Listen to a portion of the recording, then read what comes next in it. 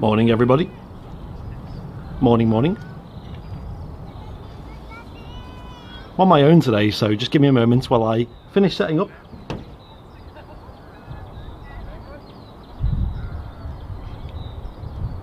One, two, test 1 2. 1 2 1 2 test 1 2. That's my voice. Ladies and gents, welcome back to the Runway Visitor Park. Here on this wonderful Wednesday morning. How's everyone doing today? Jake Jackson, hello. Steve McGuinness, hello.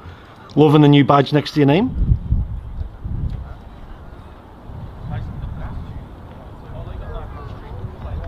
Or my voice coming through nice and clear, is it? Guys, welcome back to the Runway Visitor Park. Our first time back, doing a live show. It's only me here today. Liz has got work, believe it or not.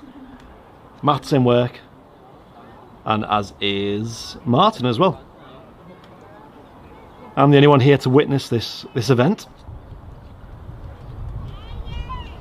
Quite possibly, maybe, potentially, the last time, I don't want to jinx it, the last time that the A380 will return to Manchester, and hopefully now it's for good.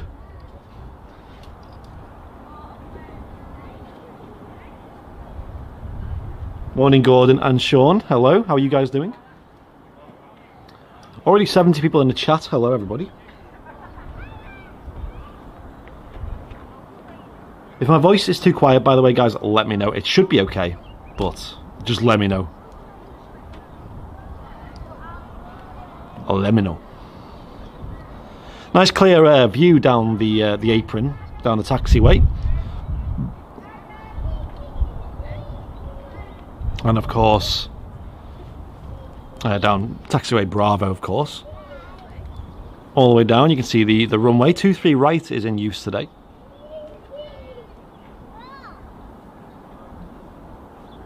Which is the runway that the King will be using today. Audio level is great, awesome. Thank you, Gordon. I appreciate that. Now, of course, ladies and gents, those who are watching out of the UK, maybe you know the news, but as of Monday this week, Monday the 17th of May, it was official that international travel resumed legally for those travelling for leisure and business. It's finally legal to get out of the country, way, via whatever means, boat, train, or of course, airplane, or helicopter if you're that way inclined. Or what about glider? I guess that counts as a plane. Be a long glide, that. But guys, it's finally legal. It's finally a thing. International travel is back. I was counting down the days for far, far too long. Right up until Monday, right up until midnight, I had a little celebration. Sadly, I don't have the funds to get away, or the time to get away myself this week. I'm sure plenty of lucky people out there are enjoying their holiday, whether it be in one of the few countries you can visit, of course. The countries that you can actually visit, I could probably list on one hand. Lucas DeFeo, thank you very much for the 79p super chat. Thank you, Lucas. I really appreciate that, dude. I hope you got some problems sorted. I know you had some issues with your camera over the last few days. I hope they're sorted, and if they're not, give the Airliners live page a message and we'll see what we can help you with. Or other than that, Google is always your best friend for things like that.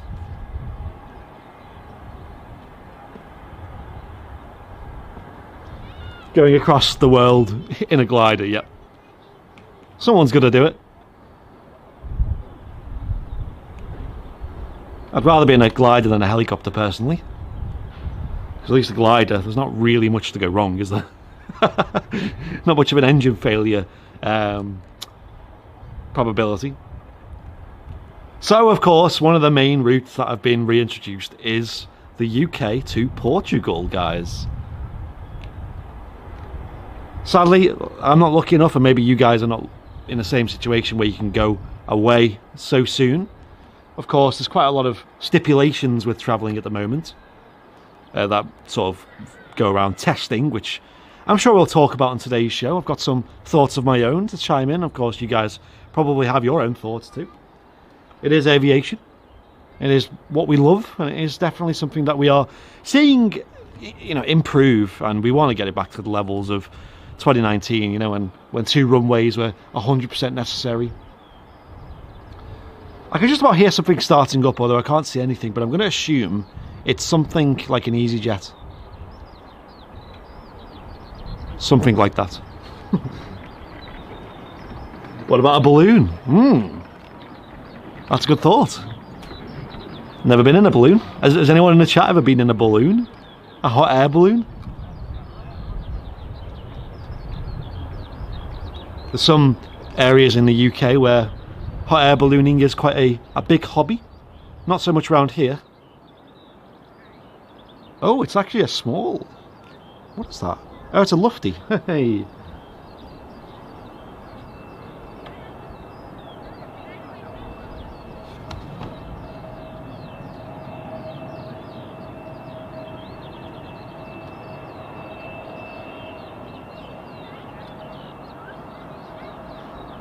I'm already very warm, by the way, guys. So, I was I was debating whether to bring a coat. Oh God, I'm absolutely gonna die today because I already feel like I'm overheating, and I've been here for about 10 minutes on this balcony. So, if this is warm enough for me right now, then Portugal doesn't matter too much. It is quite a cloudy day, although sort of half and half blue sky, half cloud around here. It's enough to keep me warm. I'm in my Airliners Life hoodie today, which is a bit of a bit too much of preparation. I don't think it was necessary as such.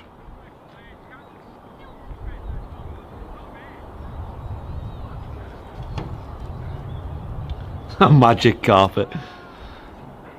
Yeah, I've never been on one of them either, to be fair. I'm going to a wedding in Portugal on the 29th of September. Awesome, Heather.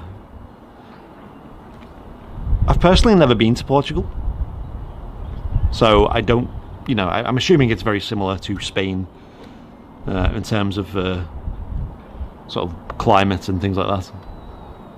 Lots of coastline as well, of course, which us Brits love.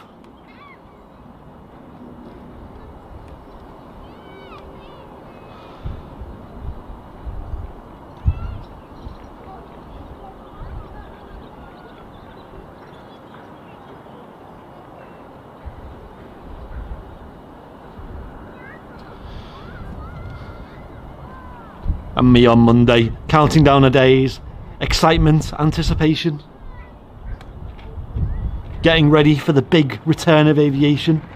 The skies will be full again, both runways open again, every aircraft arriving with a water salute.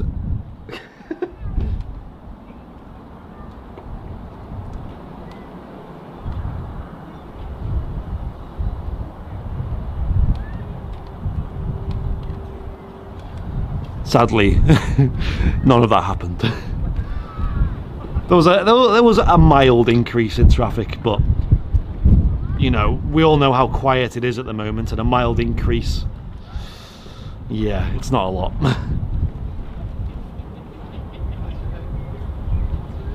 In fact, I crunched some numbers last night, and I will share them with you soon, about how busy it actually got, statistically.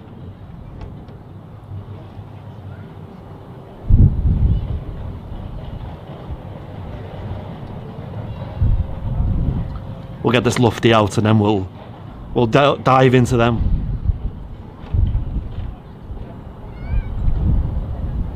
Calm yourself, love. Listen, just knowing it's possible to go on a plane again, with the stipulations, is a good thing. A thing to be happy about.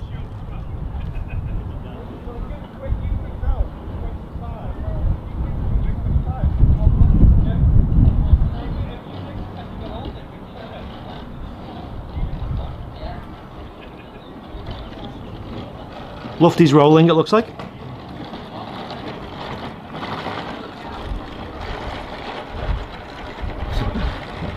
It sounds like a trolley.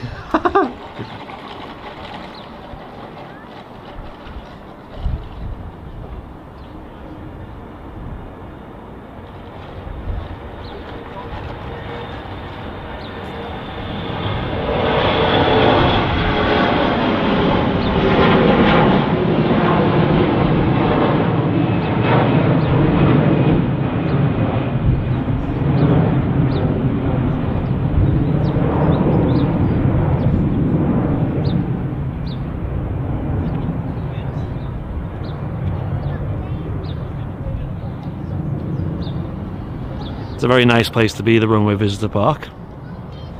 Very nice atmosphere here, very friendly people, great staff and all that. The runway visitor park is of course open again. We made our first trip down here the other week. It was not a live show, it was more just kind of chilling out, getting some photos and videos and things like that. It was great to be back though. Was that the sound of your chips arriving? Gordon, I have some bad news, and I'm sure a few people in the chat are probably aware of this. There are no chips on weekdays. Yeah, you heard it. I don't think they do hot food on weekdays. That might have changed. I have not actually checked, so I'll try and find out. And I'll let you guys know. I'll make a post about it. But I'm pretty sure, and it was this way last year, there was no chips on weekdays. I know, tragic. So if you're here on a weekend, go to the RVP cafe and get some chips. Like, honestly, French fries if you're coming here from the US, because they're worth travelling that far for. Honestly, the best chips slash French fries slash patatas fritas, whatever it's called in Spanish. The best you can get. My guarantee. Looks very quiet. Certainly does. Not the explosion of aviation that we were quite anticipating. I was expecting maybe a few more planes than this. Any A380s today? Oh, you're in for a treat, my friend.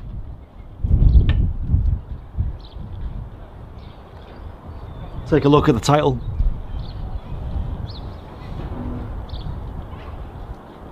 Wadders in the chat. Wadders, have you had the RVP chips yet?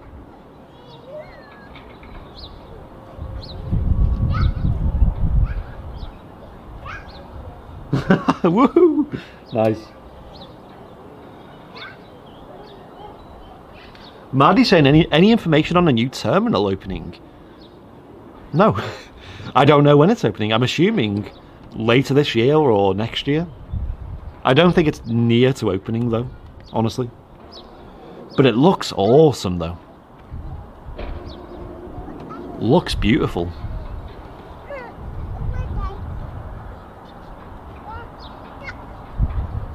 I heard a herc over the Irish Sea, not in sight. Oh. They are noisy, them Herculeses. They are noisy.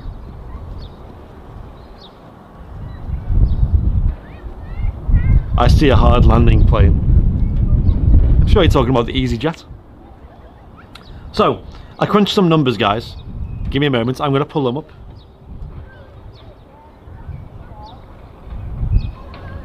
Apparently Jen in the mod chat's put that it's hailing a couple of miles from here, which is great news for us, I'm sure. I do have an umbrella though, so if it does start to rain, we'll be alright. Right guys, so I was tracking how many departures. It's a good way of telling how busy the airport is, but how many departures, this is information you can find on Flight Radar, how many departures we've had every single Monday for the last 4 Mondays. And I calculated the average across the 4 Mondays prior, sorry, the 3 Mondays prior to this Monday, and then I also looked at how much this Monday was, because this Monday was when international travel resumed. So we could see firsthand here at Manchester anyway the effects that the opening the borders has had. And I'll tell you now, contrary to what a lot of people are saying, it wasn't it wasn't that crazy. Right, so the average amount of departures out of Manchester Airport on a Monday prior to this Monday just gone, so prior to Monday the 17th, anything before that, 29 departures per day. Whopping, over a 24-hour period this is, of course. I believe the airfield's not even open till 7 AM and closes at 11 PM, I think. It might be midnight, but I think it's 11. 29. So we're looking at about 50 to 60 movements per day. Really not much.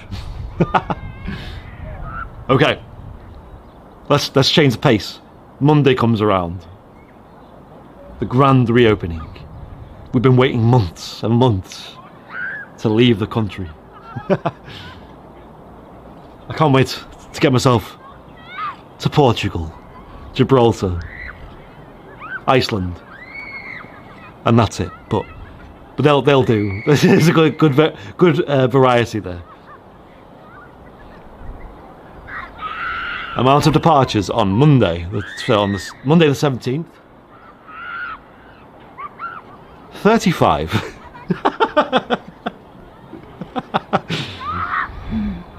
35, just an increase of 6.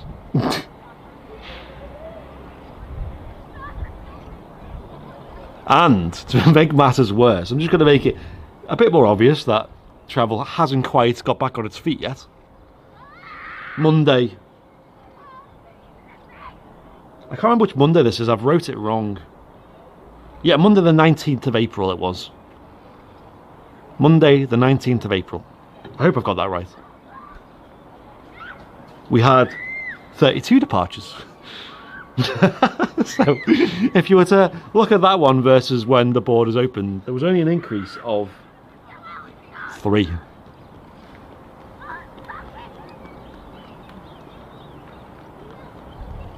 People are scared to travel, says Farang. Yeah, that might be a big factor, to be fair. Me personally, I can't wait to travel. I was looking at flights, and of course the testing costs money. Maybe we should talk about this because it is aviation. It is important, and I'm sure you all have views on this, and it's good information to have about the current situation. Of course, the travel, at least for us in the UK, to go out of the UK into various countries that we're allowed to go to, you have to pay for testing yourself.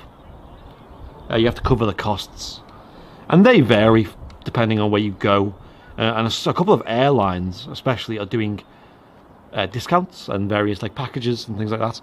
TUI and British Airways are the two that most people think of because they are offering the best value packages. TUI, of course, have now resumed flying. We might see a couple today, actually, to be fair. Portugal is one of the locations they're flying to. British Airways, yes, that's how you say it. But you have to cover the cost of travelling yourself. Now, that varies anywhere. The cheapest one going, I'm sure you've all seen, is TUI, offering and I'm not sure what this exactly entails, and it probably depends depending on what you want, but offering, quote, a £20 testing package. I tried to find out what the package was exactly using their website. I couldn't quite find out. I'm going to assume that it's per test. But it was a testing package, so I'm not sure what that means. Without actually making a booking, I couldn't actually find out what that'd get me. Only to green countries, that's a good point, yeah. So I'm assuming, like, a package, you'd imagine would be everything, right? Like your whole, when you get there, when you're coming back, type deal. And then depending on whatever the country wants as well. Because every country has their own system in place. Which is very different from last year, I might add, because last year, we remember back in the summer of last year, it was quite easy to travel without any of this. Yeah, £20 for only green countries. Now, I believe, I'm trying to remember, but I believe British Airways offers a package for £39. I might have to look that up. It's about £39 when you fly with British Airways. And, you know, of course, I'm looking right now at EasyJet and Ryanair, who have quite dynamic pricing systems where I find that whenever there's influx in demand, their prices change to match that, I've found. Whereas your usual flag carrier, like your business carriers, British Airways being one of them, they are usually a fixed price, I've noticed. So people have found that flying with British Airways has actually been cheaper to fly to the likes of Portugal at the moment than the likes of Ryanair and EasyJet, and you get a lot more extras for your money as well, including an on-flight drink and a snack as well, which of course is all good value.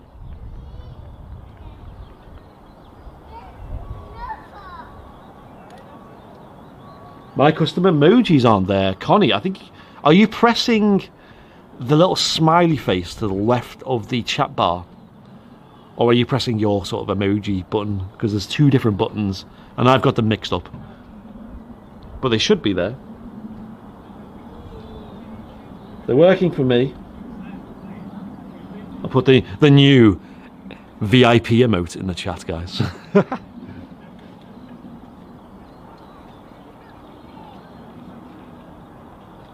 1 hour and 10 minutes away on the King of the Skies, a return. Now, as I look at EasyJet and Ryanair, they are two airlines that also offer a not a package, but a discounted rate on testing. Now, they use a provider of tests that is certified and is official, which offers per test £120, guys. Now, if anyone's ever flown with Ryanair or EasyJet, you know that £120 can probably get you to anywhere in Europe, usually, in terms of flight tickets. So obviously that's a big amount. However, they are offering 50% off that. So if you were to book a ticket through them, you'd be given a voucher code to use with this provider, and it would give you 50% off the price. So a whopping £60 off, which is pretty big, to be fair. But it still makes the final bill £60, which is quite a lot per test, I think. Now, I'm told, and I don't know if there's any people in Europe watching at the moment, any people in the likes of Holland or Germany. I'm told that in the likes of Europe, the testing is a lot cheaper. Now, I'm not sure if that's an issue with the UK, or, you know, tax. I don't know.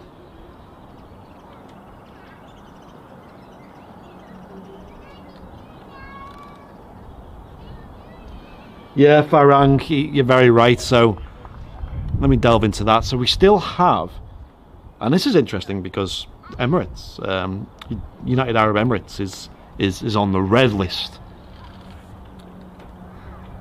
which is another list of countries that are not to be travelled to, ideally, unless it's very, very serious and very, very necessary. called the red list countries. There's not many of them.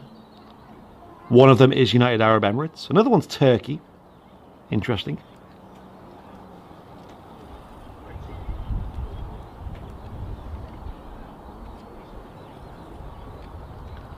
Now, the red list, of course, means that if you're returning from a red list country, you'll have to stay in a hotel provided by nobody, because you have to pay for it yourself. But it's a specific hotels, and I believe they're only in London as well. I don't think they're up here in Manchester, where you have to pay 1,750, is it? Pounds for your stay per person. Like, what? And that basically covers the cost of the accommodation and maybe food, maybe, and kind of like one exercise a day. Sounds a lot like prison, to be honest, but anyway.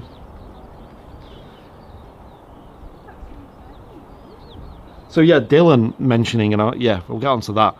So a lot of people were asking, so how's the A380 come back? You know, no one's going to be making that route. Well, they travel the other way. So if you're traveling out from the UK to the United Arab Emirates, you can fly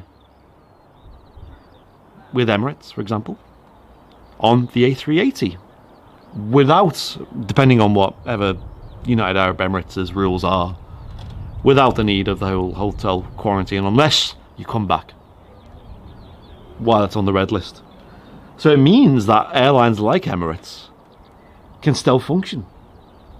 And in fact, today, they actually have justification to bring back the A380, because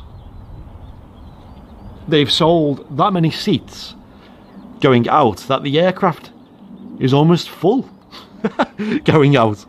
Like, what? I did not expect that. I am sweating, by the way, guys. The sun is back out. Ooh, it's hot. It's very hot.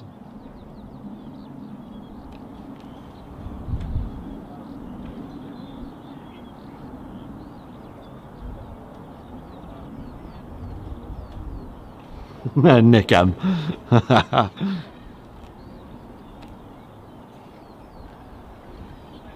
We don't say tease us in the UK. Pass me that water bottle.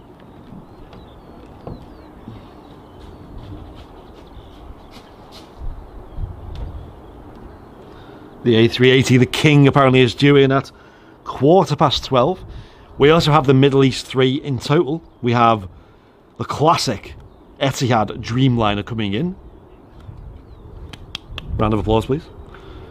Then we have the Emirates, king of the sky, A380. And then finally we'll have the Qatar, the beast, the 777. So an awesome variety of heavies coming in today. We just need an A350 now to complete the lovely little set.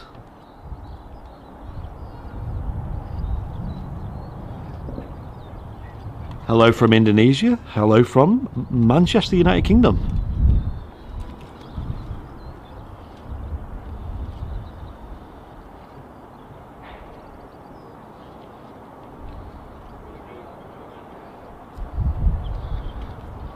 Imagine if one diverts. So that's an interesting point, that.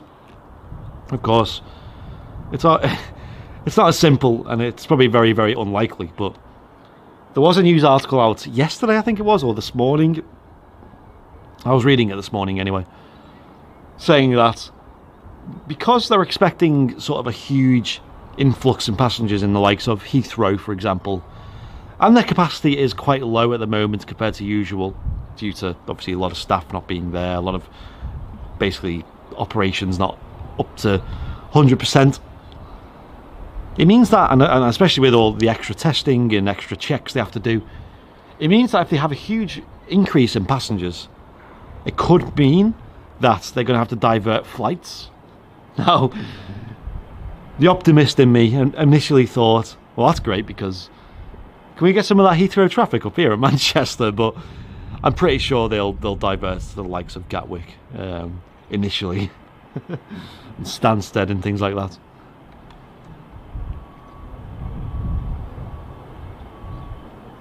Hey Connie, nice one. Guys, if you're loving this show, remember to hit subscribe and hit the like button as well. Helps us out a lot. KLM on the taxi out.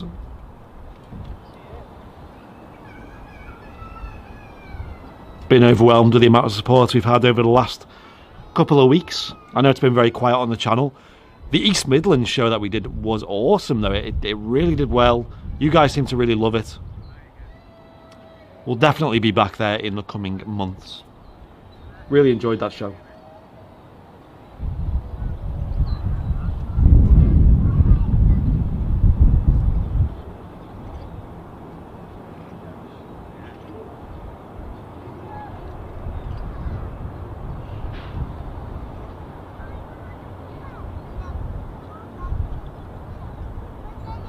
And if anyone wants to become a VIP and get a load of fantastic benefits of doing so and support the channel, help us to do what we do best,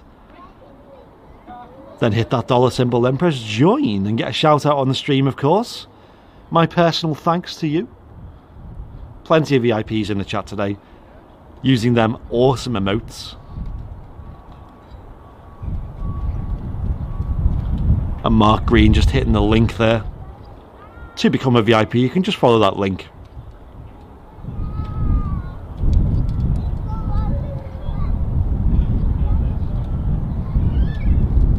Haven't seen any arrivals yet on the stream.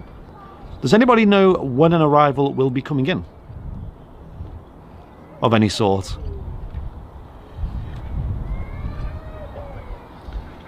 Flying Architect, good morning to you.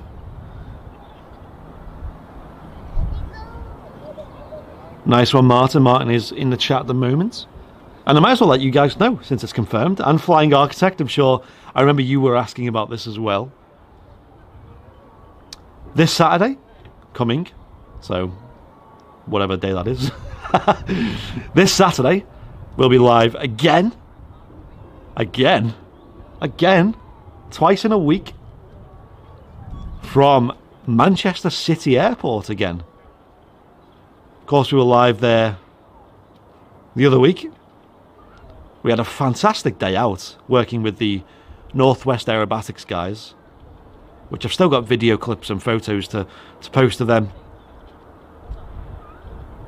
We want to be heading back to them guys because that was an awesome experience, and I'll delve into what they do shortly. But we're down at Manchester City Airport, and we did a little live stream. Loads of movements down there, about 300 movements a day. It's such a busy airport. We'll be back there on Saturday. Probably in the morning, I'd imagine. KLM rolling.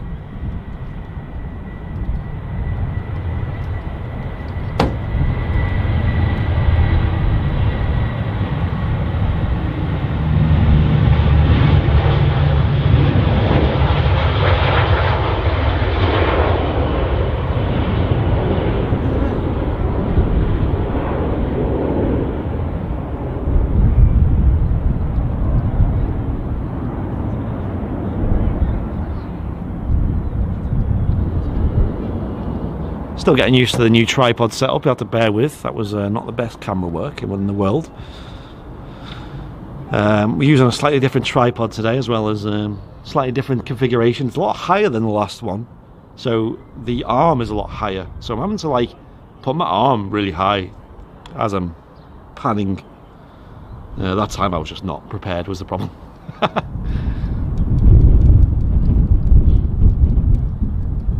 Oh, we got a new member. Oh my gosh. Jay Carey, welcome to Premium Economy. Welcome, welcome. Thank you so much for the VIP. Ladies and gents, can we get some bing bongs in the chat for Jay? Welcome to the community, dude. Of course, being a VIP gets you loads of benefits. One of them is you get to join the VIP lounge over on Facebook, which is a behind the scenes / hangout group exclusive to VIPs and the Airliners Live team. We're all in there posting behind the scenes clips, discussions and things like that. That's over on Facebook. If you have become a VIP recently and you haven't joined the group and you have Facebook, go on over, search on the search bar for Airliners Space Live Space VIP Space Lounge, and just follow the instructions when you sign up. Some nasty looking clouds heading our way though. I think the rain will start soon.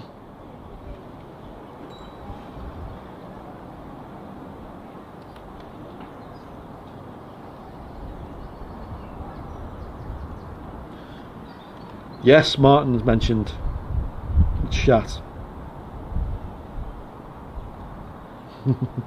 So, yeah, we have just spent about £2.5 grand on the channel the other day, which we'll be paying off for a while.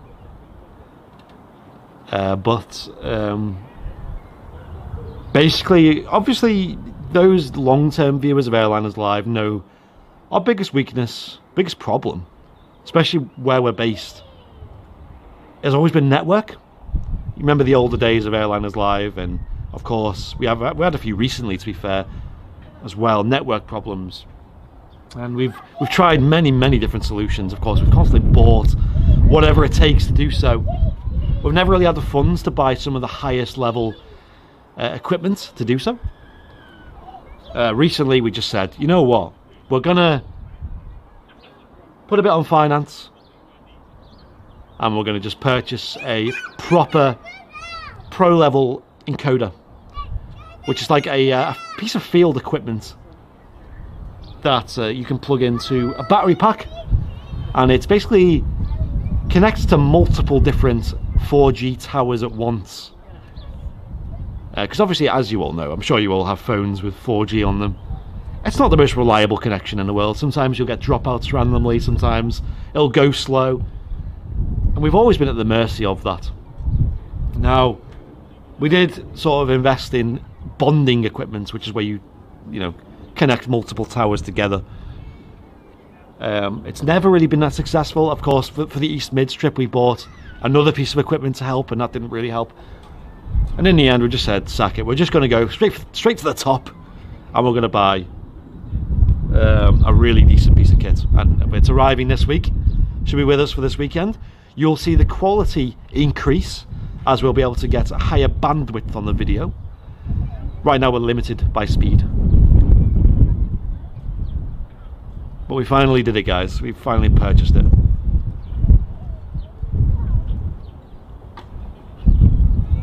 $2,500. Have you even made that much in membership yet? I don't think so.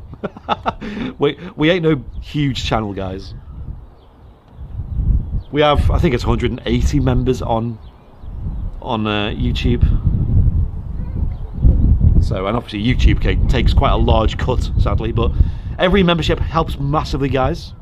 And it is the memberships that help the most, because they're kind of what we base our equipment around, because that's how much we know we have each month to use, and we can, you know, obviously use it to fund trips like East Mids, things like that. And of course, by the end of the year, me and Martin want to go part-time on the channel, which we are on track to doing so still, which is awesome. We're very hyped to do so. We're going to bring plenty of live aviation for you guys when we have more time to do so. Right now we are just limited by time. We don't have the time physically in our lives to bring any more content to the channel. We're at max capacity. You know, we're either, you know, working our regular jobs, or working Airliners Live, or taking a breather. Anyway, guys, I'll stop talking about that. My point is, things are happening. We're making investments. We're never stopping until we have the best. I mean, in my opinion, we're already the best quality. But Nige Cole, thank you very much for the £5 super chat. Thank you very much, Nige. Really appreciate that. Wow, thank you so much, Nige. That's really nice. And Chris Bevan, there he is. The jump seat. VIP, the only, the one. Chris Bevan with the £1.99 super chat. Thank you, Chris.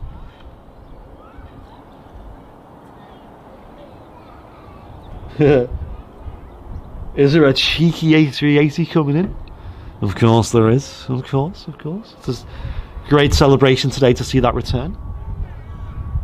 I'm not liking the look of these clouds though.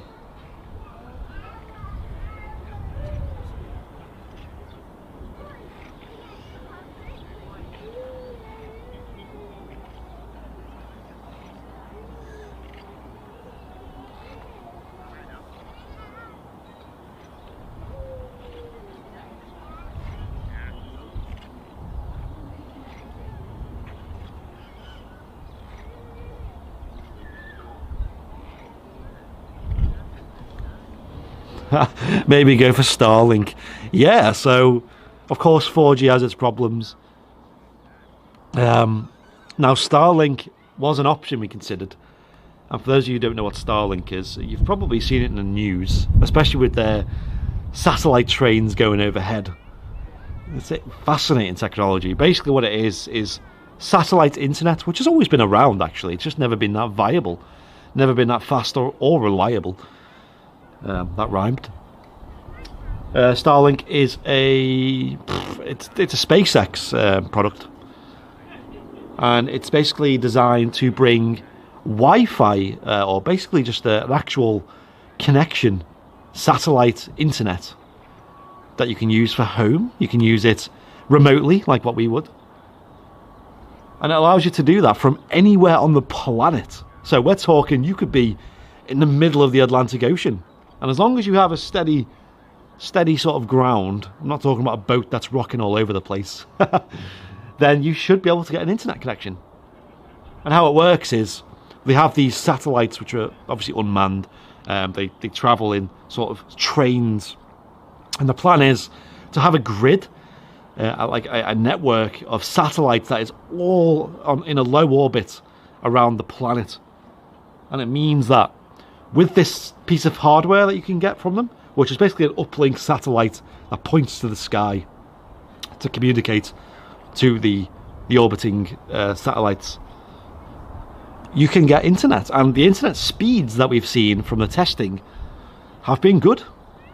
And it you know, I'm not American, but maybe there's some people from the US in the chat. I know over in the US you have a bit of a problem with internet connections occasionally because certain rules and contracts and things like that stop new providers from starting in certain neighborhoods and things like that. So you're kind of stuck with one provider in a lot of cases over there.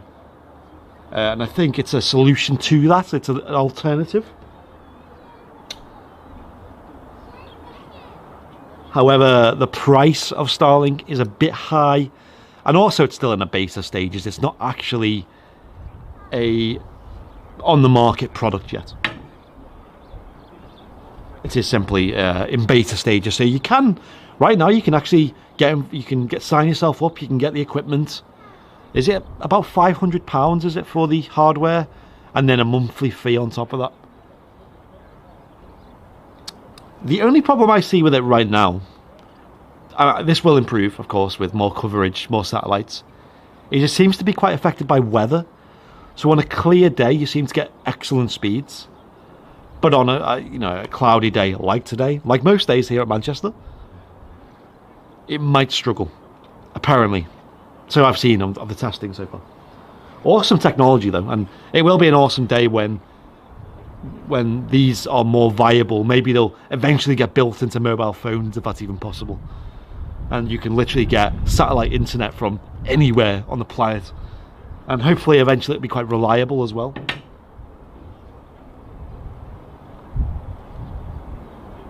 Flying Architect is a beta tester. How have you found it in terms of speeds? Have you found it to be alright? And also, would you say the weather affects it as well?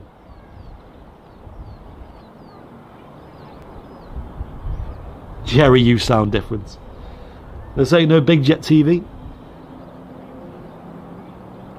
We've been going for about 4 years, Airliners Live. streaming live from Manchester Airport. For anyone who's new, make sure you hit subscribe. Of course, Manchester is usually a little bit busier than this.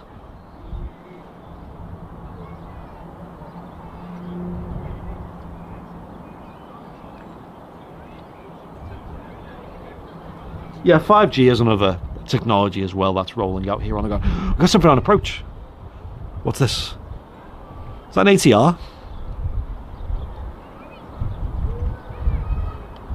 Some kind of ATR. I'm not sure what airline this is. Is it going to be Eastern? Looks like an Eastern. Eastern Airways ATR.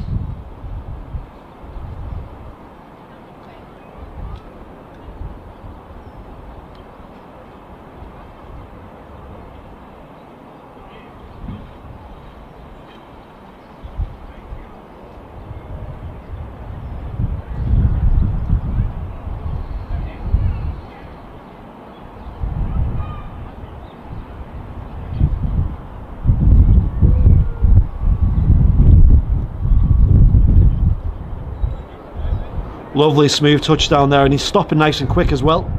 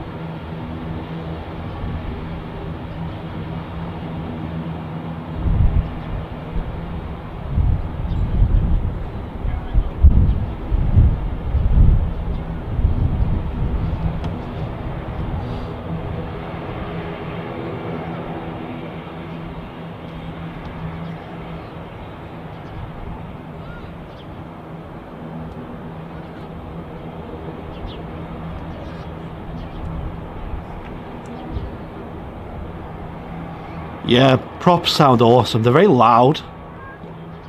And they make a very distinct sound as well. Especially on the ATRs.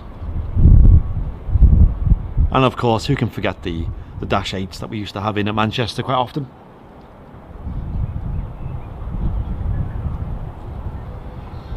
Flying Architects saying the speeds of Starlink are varying between 90 and 100 megabits per second. Sorry.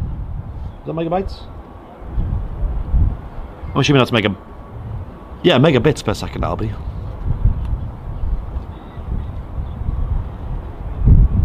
Which is awesome speeds. That is like obviously better than most fiber connections. Like I have super fast fiber in my home, which sort of sits around 80 megabits per second consistently. I just felt a drop of rain as well, so I may need to whip the umbrella out soon. And of course, guys, if you want to get involved in the chat, you can do so by becoming a VIP. It's one of the perks being a VIP. We always have an hour of open chat. And then we usually just close it off to VIPs. It's just me here today, so it allows the discussion to continue nice and easy. Umbrellas coming out, guys. I'll catch this going out first, and then I'll whip the umbrella out. I don't think there's enough time to be messing around right now.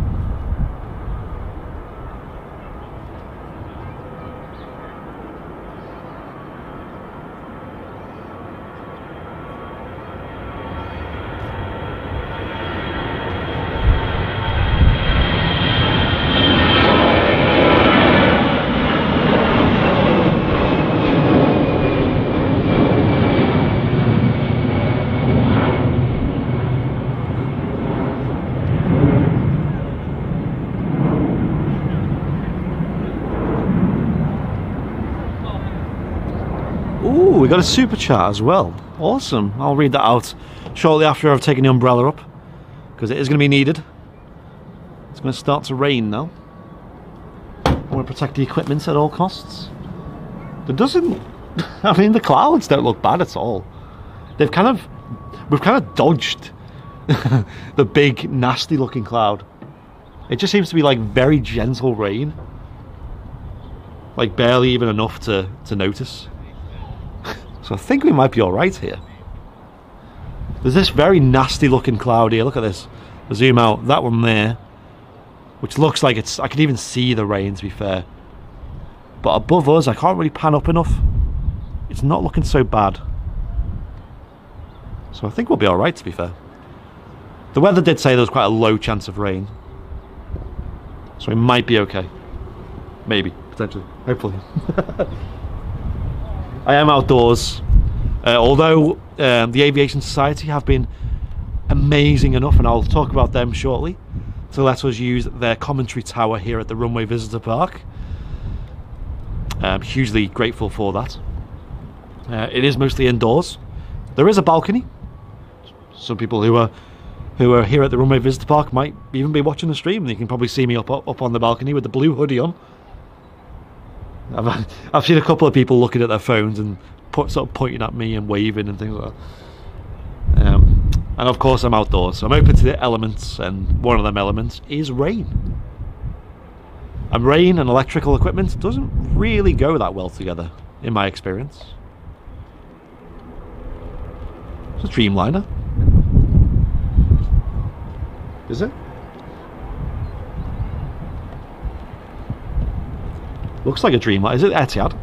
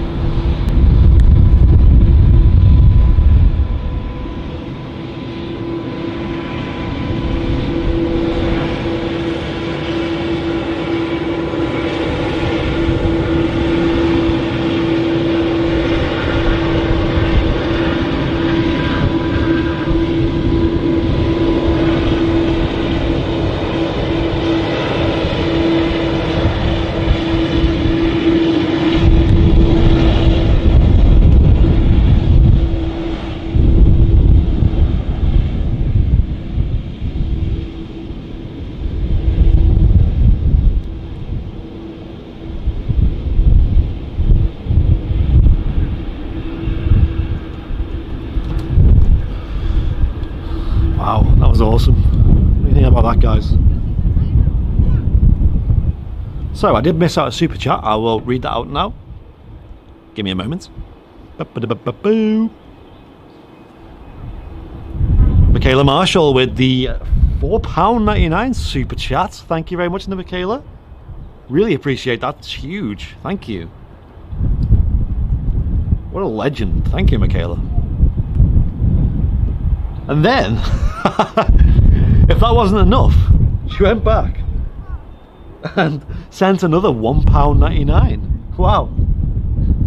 Cheers, Michaela. Really appreciate that. Guys, can we get some bing bongs in the chat for Michaela? What a legend. Absolute legend. Thank you, Michaela. Appreciate that.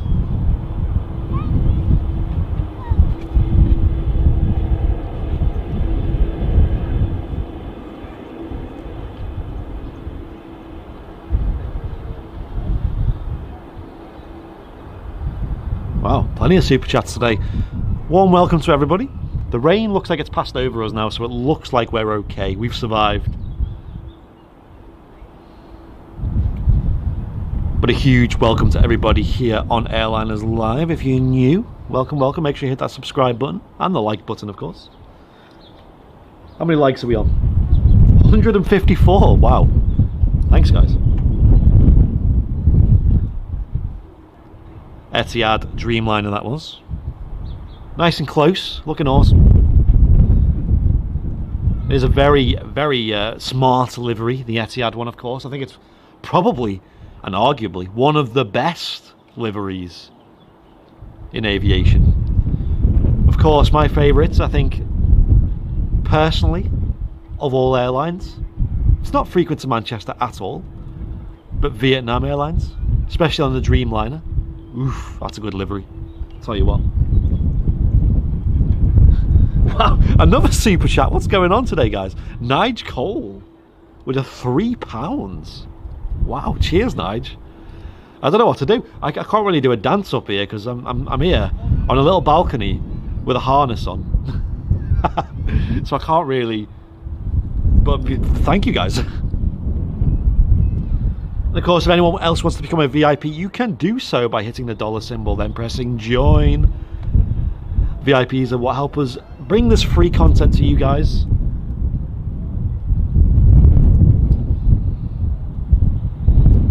Cheers, Nigel. The Aviation Society is who helped us get this spot here. The Aviation Society, of course, are the ones who have set up this commentary tower here at the Runway Visitor Park. Now, for those who don't know, the Runway Visitor Park here at Manchester Airport is a public space you can come and visit. The only thing you have to pay for is parking if you're visiting yourself. It's an awesome place. You've got a mound, which is quite empty at the moment. Let's have a look. There's the mound there. And as you can see, you're above the fence line. You can get some just awesome photos. You don't even need a good camera. You can just use your phone. You're that close. You can just see how close you are to the taxiway there. Here on the left, you got the mound, and then just over there on the right you got the taxiway, so it's so close to the action. And of course runway 1, which is the one that's in use, is very close as well, as you've seen on the show so far. Come on down. It's a great family day out, especially when it's sunny. It doesn't need to be necessarily busy in terms of traffic because there's lots of other things to do. Of course, we have the Concorde here in the hangar, which you can, I believe, I don't know if it's set up yet, but you can actually dine underneath it. You can have your food underneath it. But mainly the main attraction there is they do tours of the Concorde. And I'm sure they're only on weekends. You can probably find information on the website. But the guided tours, you get to go on the aircraft, you get to have a look around, sit in the seats. Tiny cabin area inside, but it is amazing. You can go inside the cockpit, I believe. I'm not sure if you can actually go in it as such, but you can see it. And I don't know if they're still doing the nose drops. At the end of last year, they had the nose working, so it was actually moving.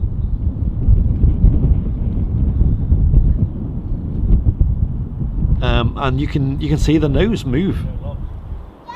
Again, you'll have to check that one up, but that is an awesome experience, being able to see the Concorde move.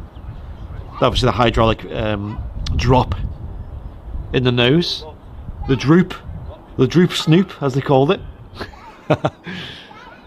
Which is, of course, the Concorde obviously had an extremely long, pointy nose, which for those in the flight deck was very hard to see over. When the aircraft was on approach, for example, into an airport, they would lower the nose, like physically lower it, so they could see over it, and they could see the runway nice and clear. Sadly, the Concorde doesn't fly anymore, and probably never will, but in terms of supersonic flight, it is something that may be making a return. There's quite a few companies around and about that are... Oh, I just heard some thunder. There are quite a few companies around that are investing in technologies to bring back aviation in terms of supersonic.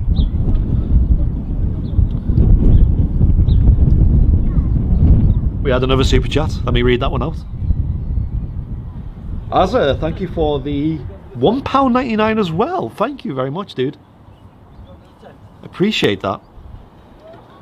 I can hear some thunder coming from sort of over where the camera's pointing, basically. So I might see some lightning. What's going on this May? It's like the most wet and windy and worst weather in terms of May we've had for a while.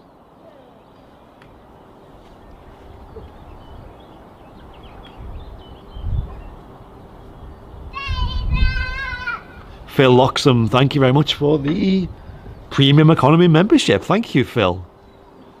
We get some bing bongs for Phil. Warm welcome to you, dude. I know you were subscribed before, so welcome back. Phil Loxay, as I called you. I remember. Welcome to VIP. Let's get some bing bongs in the chat. Wow. What's going on, guys? There's nothing going on.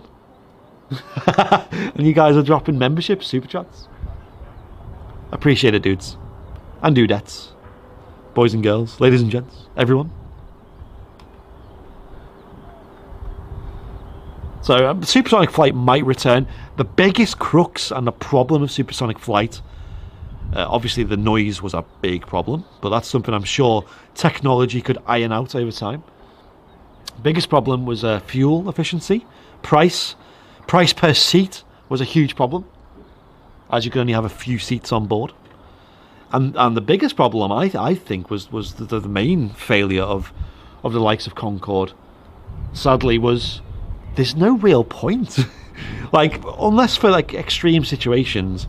Of course, there's a story of Phil Collins doing a live gig over here in the UK, and then was it flying over to the States and then doing a gig something like 5 hours later, I think was the story.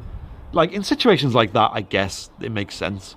And it makes sense to kind of speed up transatlantic travel in these days where Zoom and, you know, just online communication is so big. I don't think it's as necessary. But the biggest problem with it was those travelling transatlantic via Concorde. They could do it in about 4 hours or something along those lines. Cost a fortune. Flying overnight, and you'd usually do that in the day, right? You usually fly in the day, you'd probably leave in the morning, be there 4 hours later. Those flying transatlantic on a 747, for example, many hours, 7, 8, 9 hours, whatever.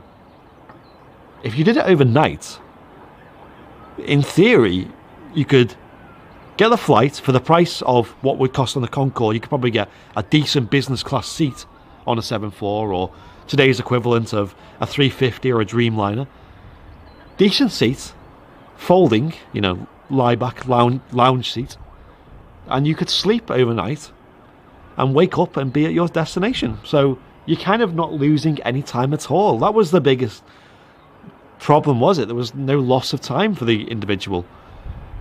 You would go to the airport in the evening and fly overnight and wake up in the morning with no time lost because you were sleeping.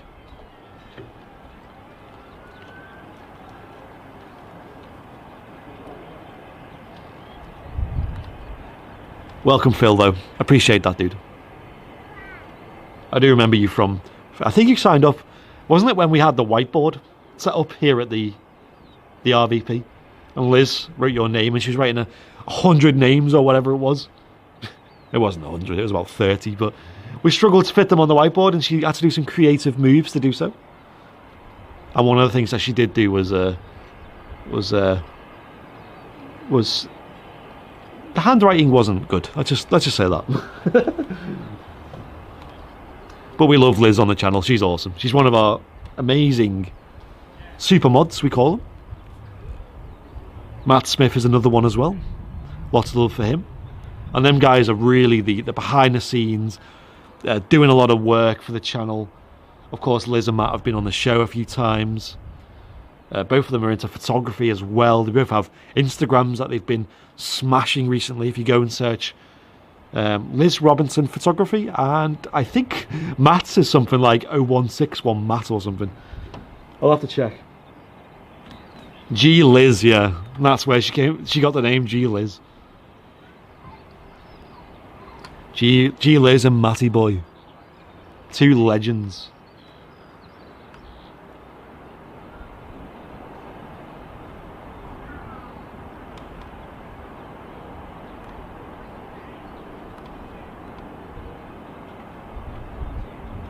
Oh, the 380 is not far away, guys. I do need to change a battery on the camera, so I'll probably do that before her arrival. His arrival, sorry. That old debate.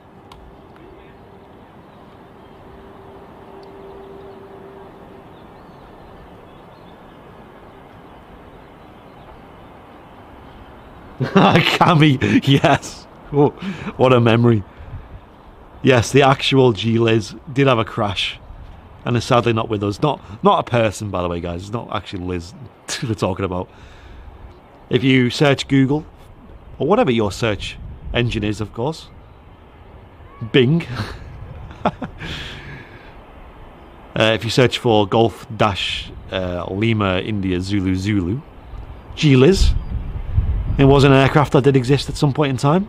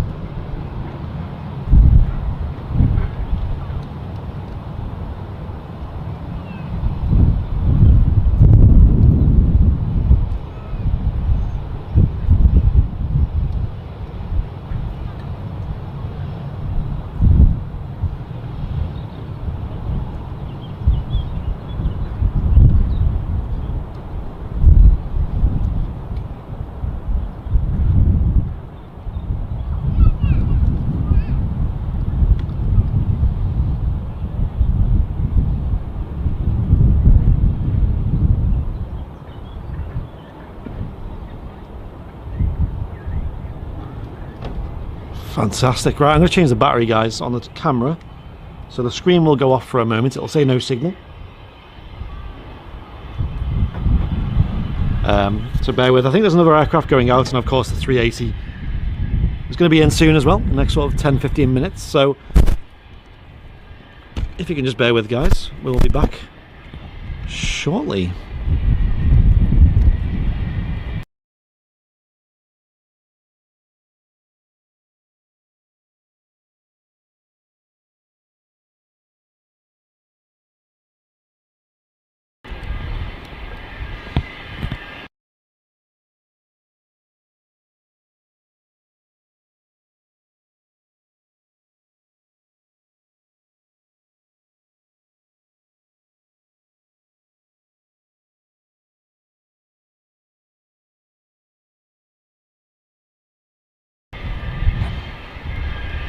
There we go. Took a while. The camera took ages to turn back on there. I thought the battery was dead. Apologies for that, guys.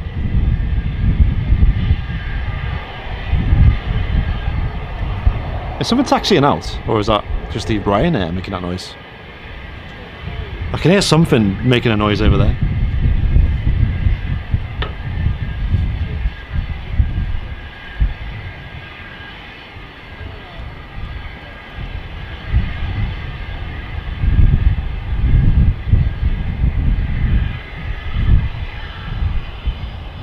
What do you think about that landing, guys, from the Ryanair?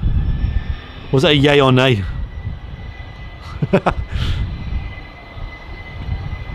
EasyJet next out.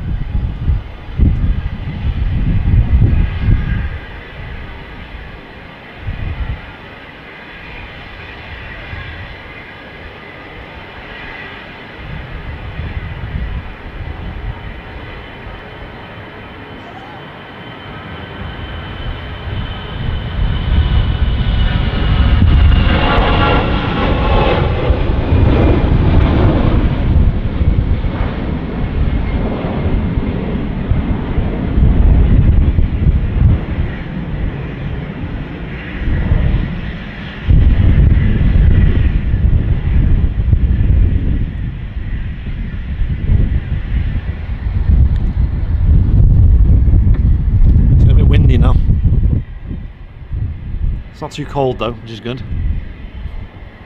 You just can't prepare for here, can you? Like, right now the hoodie is perfect. Perfect. Absolutely perfect for this weather. But if it gets any colder, I think I'll start having to put a coat on. And then, you know, before this I was completely sweating. Guys, if you could give the stream a share if you haven't already. I don't think we've posted it on Airliners Live yet. I don't know if Martin has.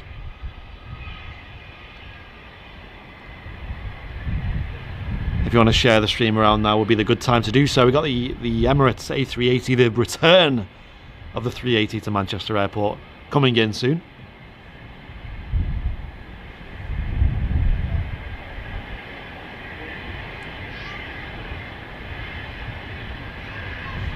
Yeah, maybe in a run-up bay, yeah. Oh no, it's got, I think someone's taxiing out.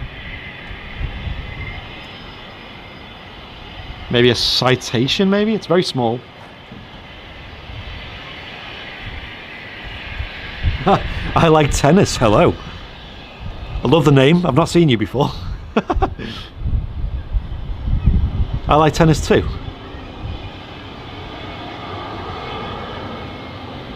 Whatever it is, we're going to see it soon. It's definitely taxiing out.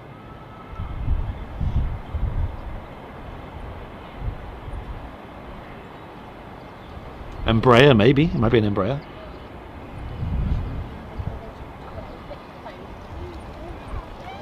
I don't know. We're kind of waiting to see what it is. I don't know what it is. Venom, okay.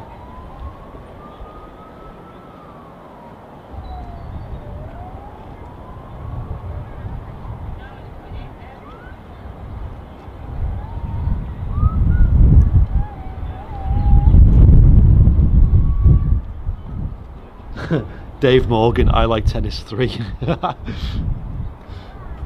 Who in the chat likes tennis?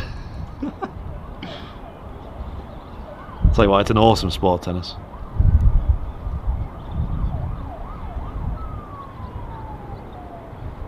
I used to play it pretty much every other day many years ago when I used to be fit and healthy. Those days are gone. Here it is. I actually need to change a quick setting on the camera. One moment. Let's do highlights. There you go.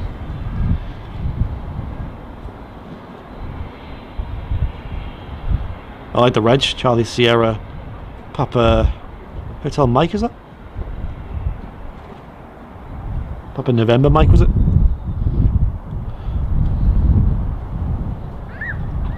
Nay. I don't know why, tennis is just a fun game, I reckon. Just like batting a tennis ball back and forth. But I'll tell you what is a fun sport. Like, without a doubt. Squash. Squash is like, it is the thing to play, honestly. I'm sure squash was rated as like the most intense sport out there. Especially for something like calorie burning. It is insane.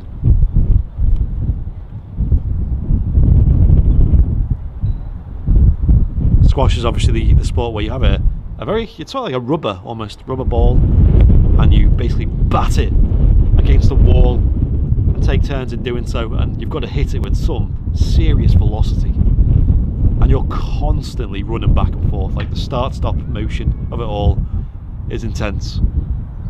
And I remember the first time we ever did it, me and a couple of friends were regular tennis players. We used to play every other day. We used to meet up all the time after work and things like that. And we gave squash a go for the first time, and we hired a squash court, and it came in 40-minute intervals. So we were like, oh, we usually play tennis for like 2 hours, so 40 minutes is nothing. So we booked it for 2 slots of 40. And it turns out that was far too much. Because after half an hour we were all completely exhausted. It's all a start-stop motion. You're constantly like, you're never standing still basically. You're always, moving or about to move. And obviously you've got to hit the ball with some serious force. So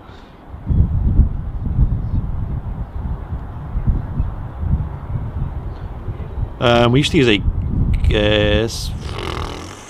tarmac court. Venom's on the way.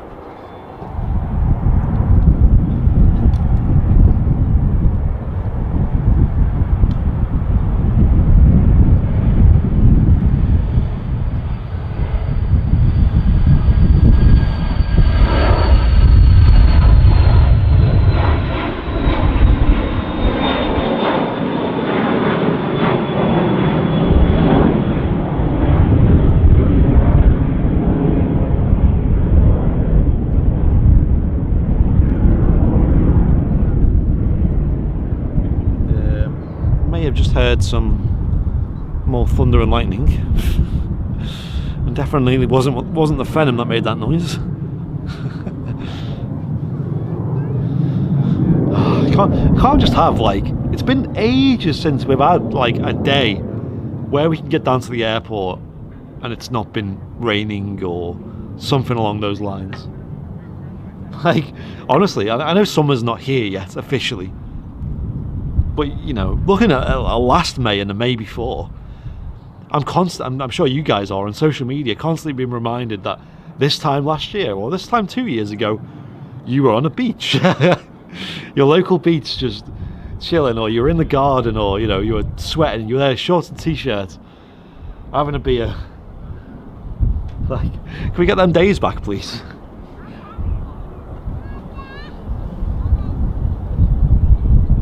I've never played on a grass court though with tennis, and I couldn't imagine what it'd be like. I don't know what material it is. Is it tarmac? It was like a weird synthetic, like rubbery tarmac. You know, like what they use on like running tracks. I guess you just call it a hard court, do you?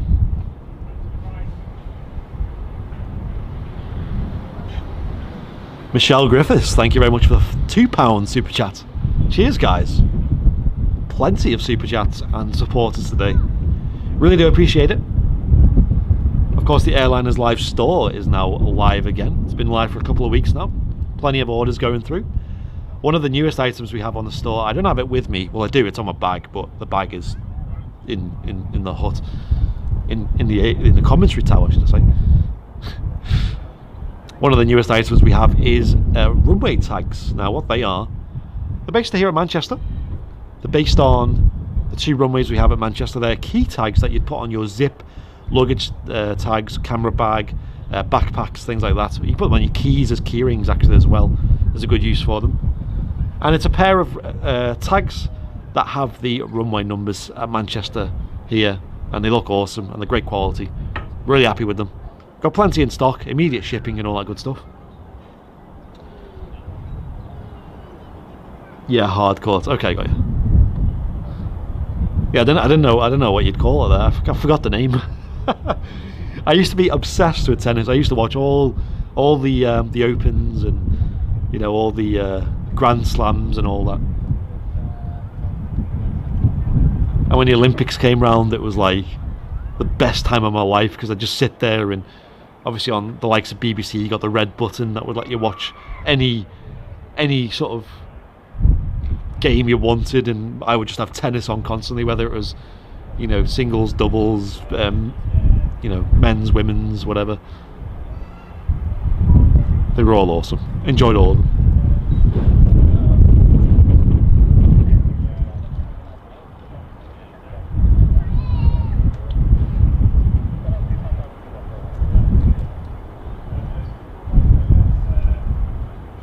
Roland Garros is the 24th of May.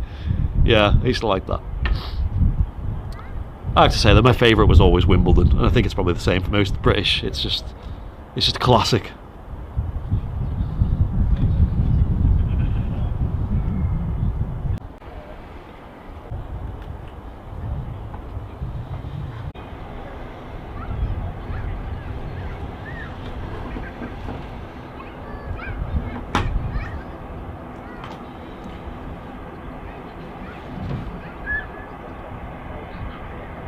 Okay, I think we're good, guys. I think we're good. So what happened there? Network seemed to die. Nice one. As I was saying, this new network purchase hasn't arrived yet. Should be here tomorrow or Friday, in time for Saturday's show. But that is the reason why 4G is not the best, I'm afraid. Sorry about that, guys.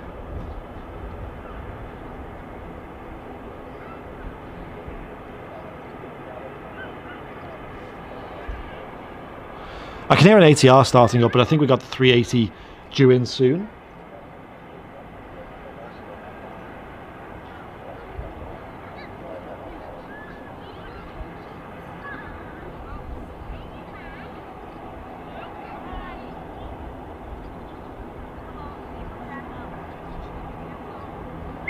Okay, so looking on flight radar, we got 2 aircraft on approach. We've got a Ryanair 7-3.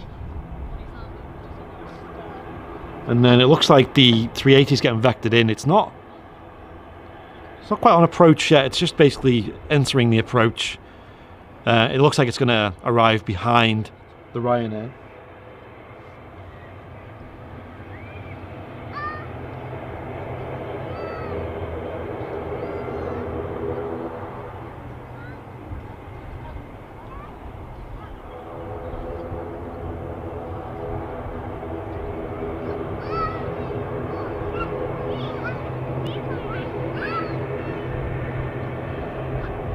And I'm not sure they'll get this ATR out before the 2.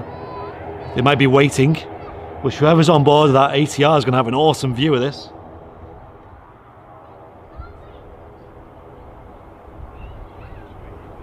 I wonder if the A380 is in a hold at the moment.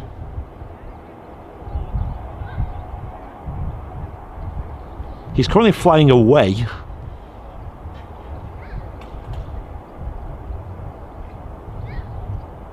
Yeah, this is why we got the new equipment coming. Exactly. So yeah, the problem is sometimes 4G drops out intermittently, and it causes the whole stream to go off, I'm afraid. And here in Manchester you find that 4G isn't the best at all.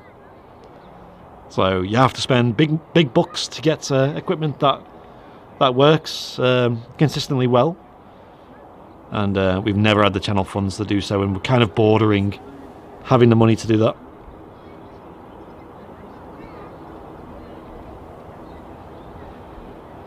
Daryl Riley with the £4.99 super chat. Thank you, Daryl. Appreciate that. Cheers, Daryl. So I'm going to switch the microphone around now, guys. I'm going to be quiet because we got the Ryanair 7.3 arriving. I can just see the landing lights on approach. And then we've got the 380 straight after that. So, guys, give the stream a share now. Now is the time to do so. The 380 will be in after the Ryanair. I probably won't talk much. If you want to send in any super chats or become a supporter, I will go back and read them as always. Thank you for watching, guys. We're going to stick around and catch the 380 go back out as well, so by all means do not leave after it arrives, because we've got plenty more action to come, as well as the Qatar Triple and also the departure of the Etihad Dreamliner as well. Are you going back to East Mid soon? Maybe, yeah, when the days are a bit longer. 380 looks like it's in a hold. Yeah, exactly. Oh, some lightning just caught my eye there. A very dramatic arrival. I will record this in 4K as I always do. And guys, thank you for your support today. Enjoy. Oh, there's the thunder.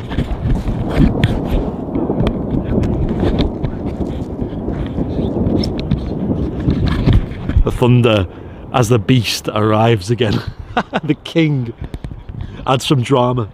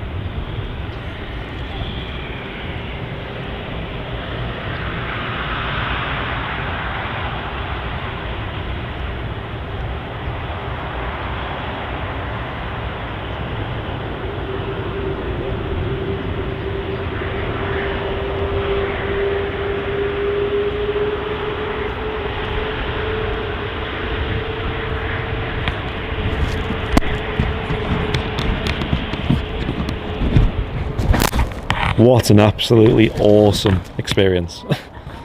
Jeez. You just can't get over the sheer size of the 380. It's insane. Super airliner. Guys, look at the hearts in the chat. Wow. What do you think of that then? That was awesome. Welcome home, Martin said in the chat. Welcome home. The king of the skies is back, guys. This is it. What an occasion. We caught it live here on Airliners Live. I recorded that as well in 4K, so I'll definitely upload that. And we can watch it back as well. I'll definitely do a replay at some point today. Although we don't have a replay system, I can play back the clips that we've recorded. Apologies for the network issues before. That is the reason why they've made this investment, as we are using just one 4G connection at the moment. But with the new setup that we have arriving this week, we'll be able to bring some stable. What's that? Black coffee for you. For me, is it? I will. I'll have to figure it out how to get it. Just give me a moment and I'll sort it out. Someone just bought me a coffee. Well, there you go, real life super chat. Let me read out the super chats real quick. Michael Kerr with a $4.99. Awesome, Michael. Loving the dollars. Small donation for the greater equipment cause. Exactly. We are very excited to get the better equipment. It will mean we can stream in a higher bit rate, which basically means that the stream will be higher quality. I'm sure you'll notice that when it happens. For Saturday's stream, Dave Morgan with the £3. Thank you very much, Dave.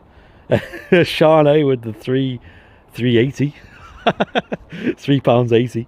Love that. And Jet Ski Matty with the £3.80 as well. Thank you very much, Jet Ski Matty. Vision Thing with a £50 super chat. What on earth? Vision Thing. What are you doing? Good work. Buy more stuff. Keep us all happy. Wow. Vision Thing. Thank you so much. Well, that's amazing. Well, I'll catch this Ryanair and then I'll get this coffee off this lovely lady who's bought me a coffee. Thank you, Vision Thing. That's huge. That's like one of the biggest donations we've ever had.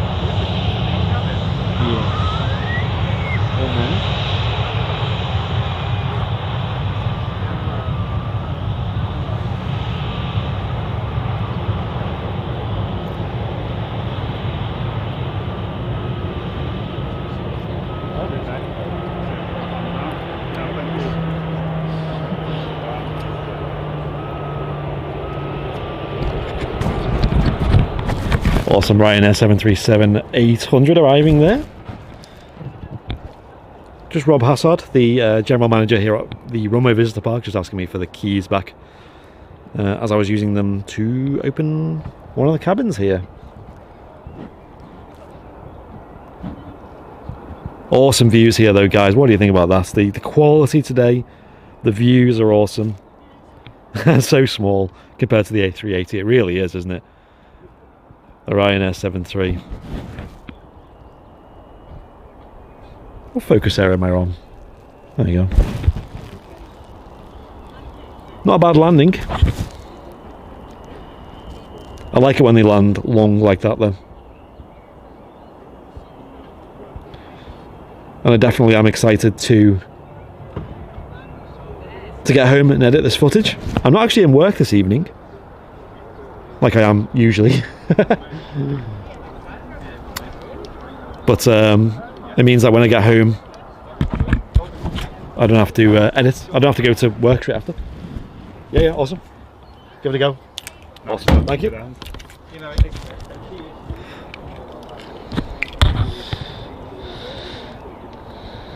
Yeah, I don't have to go to work after this, which is quite rare. Usually I do. Obviously I work weekends. Matt Smith's in the chat. Hello, Matty boy. How's it going? So this Saturday, make sure you tune into Airliners Live, as we will be live from Manchester City Airport, which the guys over there, oh my god, they've been so kind to us, so welcoming. We spoke to them for the first time sort of in person. Was it last week we went? I think it was last week, the weekend before this weekend just gone basically. We were down at Barton doing some filming for the Northwest Aerobatics guys, which was awesome. And we managed to speak to some of the guys over there, and they were very welcoming. They gave us exclusive access to the viewing platform that they have there, which is obviously the tower there. The tower they have there has a little balcony on it, which is usually open to the public. And at the moment it's shut, but they've actually given us exclusive access to live stream from there, which is unbelievably kind of them. So we did a little test stream the other day. We realised the network there was a bit tricky to deal with. If you think it's bad here at Manchester Airport, Manchester City Airport was a whole different ball game. Of course, nothing to do with the airport. It's just a 4G coverage issue. So we realised, if we wanted to stream there, we'd have to bring out the heavy guns, and we've been meaning to upgrade our equipment for a long time. I'm talking years. Not something we can actually afford properly. We've had to finance it basically, but I mean the donations today, guys, it's helping so much to go towards it. This Saturday we'll be live from Barton with the new equipment, and it'll be awesome. I can't wait. What time is the A380 taking off again? I think the turnaround time is usually an hour and a half or 2 hours usually. So I'd imagine probably about 2 o'clock, I'd imagine. So I'll probably end the show around then. We do have the Qatar 777 due in as well before that, so we'll get some awesome footage of that. I've got the repeat to play of the 380 coming in. I'll play that at some point. And once again, thank you so much, Vision Thing, for the £50 donation. That is just massive. I don't think we've ever had a donation, not when I've been on the show anyway, that big.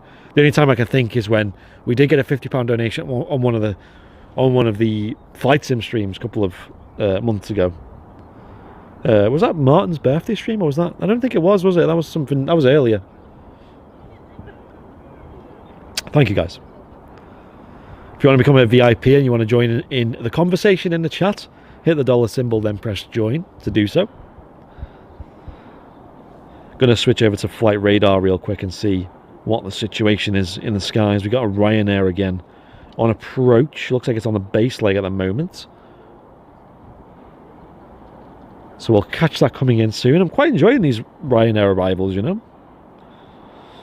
This is coming from Alicante, which is an amber list country at the moment here in the UK. So I believe you can still travel to amber list countries, but it's not advised that you do so for leisure. But you can travel for various other reasons, such as business. And also you have to do the whole quarantine when you get home situation. The Ryanair, sorry, the EasyJet A320 that left earlier, bound for Belfast, has just arrived over there. And the Qatar Triple, registration Alpha 7, Bravo Alpha Whiskey, BAW, British Airways. The Qatar Triple Seven is just over the ocean now. Going to be just over half an hour, maybe 40 minutes before that arrives here at Manchester. And over Spain, we got another aircraft bound from Portugal. It is another Ryanair 73. And I actually didn't catch it, but the Eastern, they actually managed to get the Eastern ATR 72 out before the 380. I don't know if you noticed. I didn't actually catch it because I was too busy looking at the 380. But they actually managed to get that out, which was awesome. Squeezed it out before the 380. Beluga above. Is that a beluga above us? I can hear it. I don't see it though because it's behind the clouds.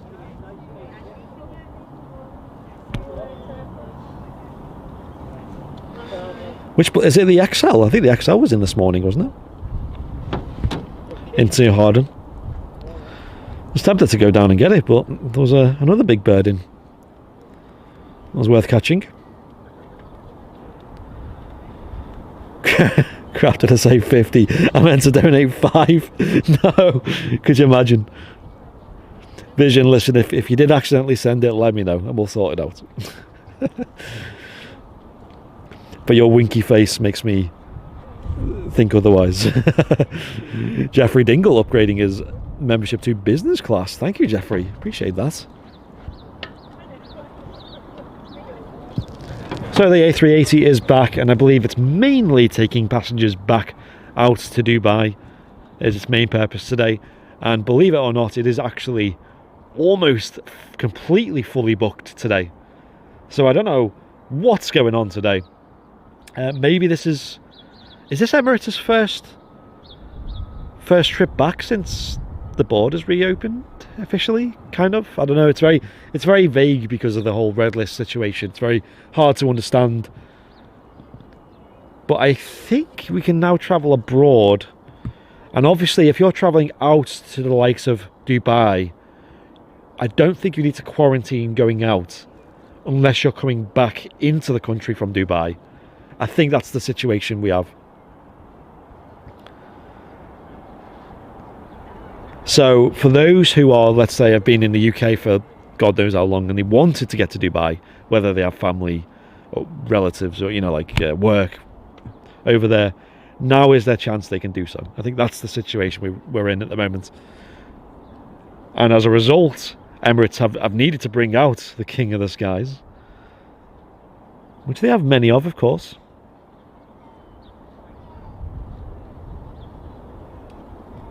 England is definitely a paradise for plane spotters. Oh, tennis, I agree. I think it is. I'm very proud of the likes of Manchester Airport, of course. Right now it's very quiet. It's usually a lot busier than this, but you know, in the heyday of Manchester back in, let's say, 2019 or the start of 2020, when it was busy, they had the 2 runways open, they had lots of operations going on, lots of exciting things were happening.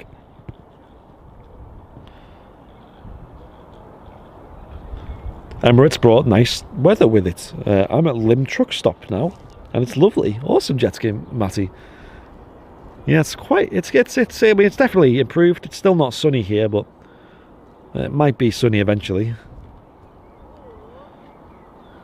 Just keeping an eye on that Ryanair. Remember, it was on approach. I can see the landing lights now, so it is on final. It'll be down in the next couple of minutes. Guys, what do you think about the new VIP badge? It's kind of like 2 emotes stitched together, because obviously the emote size is only a very small square space. So we added 2. And we actually designed that ourselves. The logo.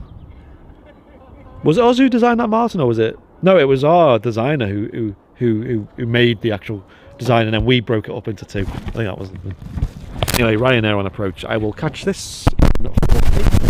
And then we'll watch the 380 repeat as well. I think that's definitely worth doing. There's Sean using it.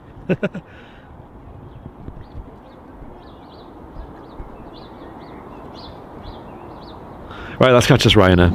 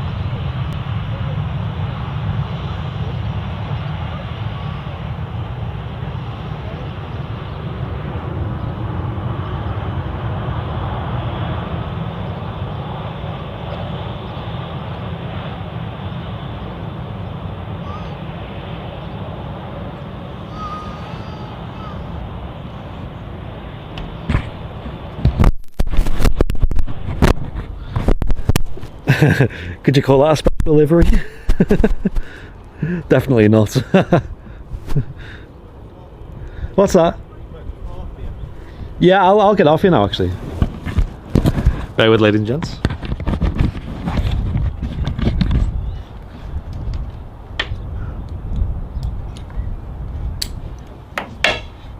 Right, let's try and get this. I appreciate this. Are you watching the stream, are you? Well, always, yeah. Oh yeah. No, you used to do the quizzes, didn't you? Oh yeah. What was the name? And T100. Oh really? I recognise the name. Let's try and... Thank you so much, appreciate that. Enjoy. Thank you very much. Much needed. Keep the energy levels up.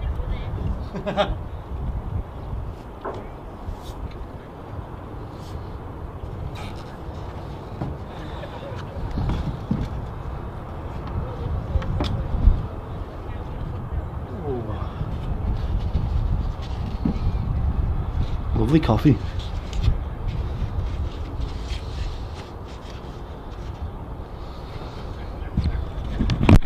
one of our wonderful viewers just sent.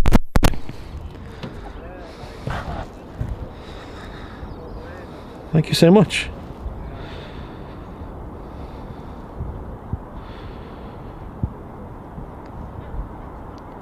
I believe it was Andrea. Thank you so much. I appreciate that. They used to play the quizzes a lot, they said. Back in the day when we did quizzes, do you remember them? Them old days.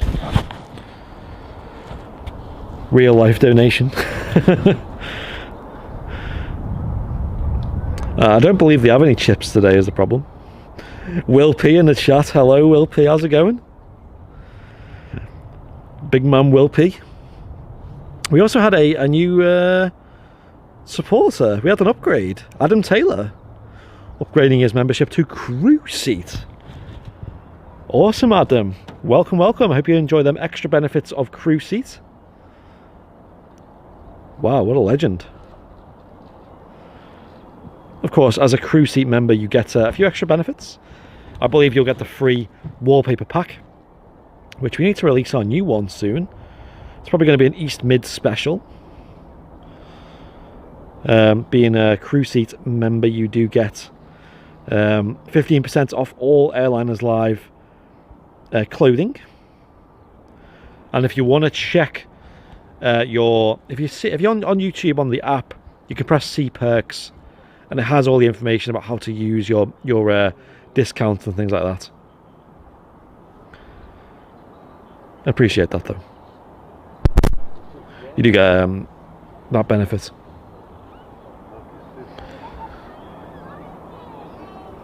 Will P, there he is. There he is. Will, I appreciate that. Thank you. With a £10 super chat. Thank you, Will. Bing, bing, bing, bing, bong. Will P. Cheers, Will. Just got an alert on my phone saying that there's going to be another balloon coming into Harden Airport. It's going to be a standard A380 balloon. And it's coming in from, is that Hamburg? Looks like Hamburg. Hamburg. It's probably going to come and pick up some wings and take them to probably Hamburg. So it looks like that's just leaving at the moment. And that'll be in the next hour or so. Martin. Cheers, Will. Huge supporter of the channel. Legend. Absolute legend.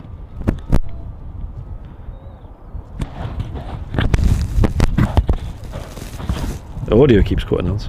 That doesn't sound good, does it?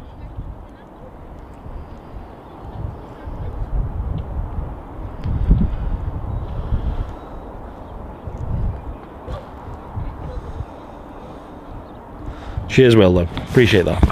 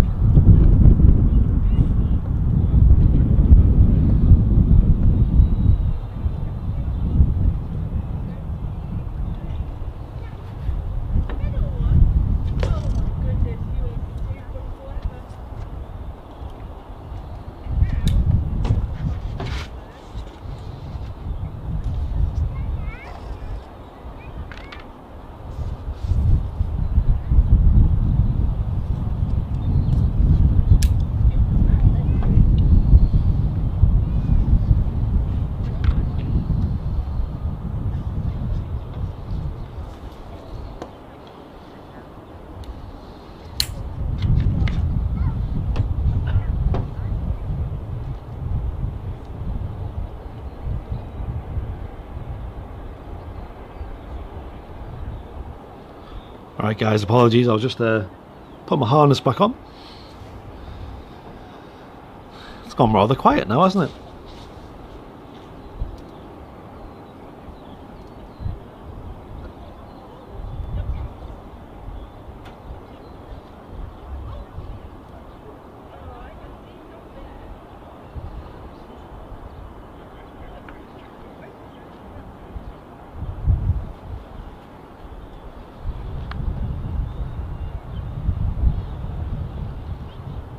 Yes, we'll be back at so-called Barton. They've actually renamed the airport now.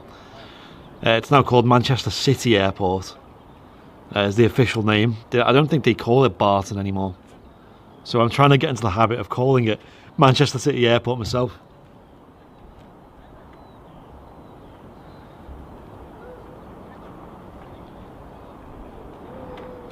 But yeah, we'll be back there on Saturday, guys.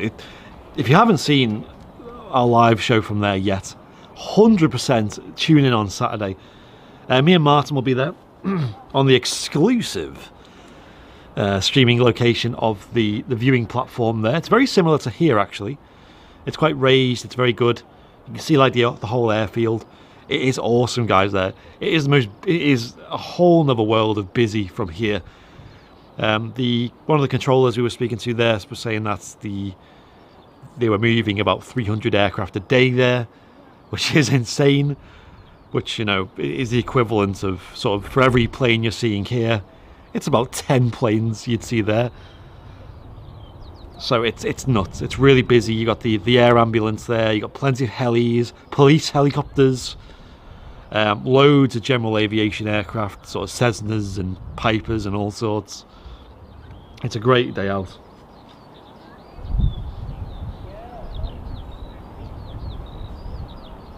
Sean, eh? Upgrading her membership to first class. Cheers, Sean. That's really kind of you. Cheers, Sean. I hope you enjoy all them extra benefits as well of first class. Always been Barton for me. Yeah, I still call it Barton internally, but we've got to get into the habit of calling it City Airport. I think it sounds a lot more professional.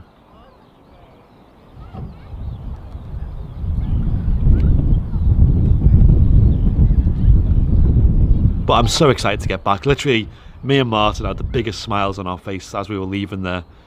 You know, we had an awesome day out. Not only working with the Aerobatics guys, but also just having a fantastic day for photography, for videos, a little live stream, meeting people. It was such a good atmosphere there.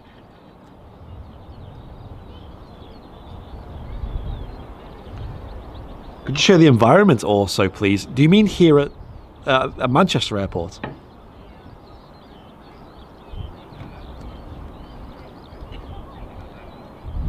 Well, it's a great day out, of course. Okay, I'll explain what we were doing though. So obviously we were speaking to Northwest Aerobatics. They're a company based out of Manchester City Airport, and they bring obviously aerobatics experiences and things like that. One of the things you can do with them is book a package where you can fly in one of the aerobatics planes. They have an extra, I think it's a 350 aircraft. You get to go up in the air, do some stunts up there, flips, rolls, banks, brakes, all sorts. It's a great experience. There's some awesome videos on there. If you're into your aerobatics or if you ever wanted to try it, I'd highly recommend getting in touch with them. That's Northwest Aerobatics. I believe they're on Facebook is the best way to find them. We went down, we met the team, very nice guys. Had a look at the aircraft, very cool, very clean, lovely aircraft. And I went up in the air for a bit as well, which didn't go too good because I get quite motion sick.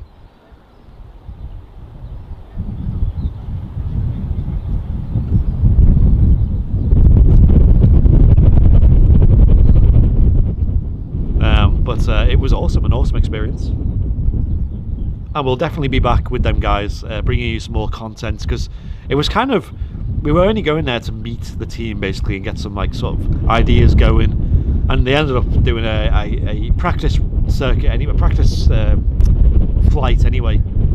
So they invited us up to get some footage, and my first time in a light aircraft, and it was awesome. It was good fun. I really enjoyed it. Really enjoyed it.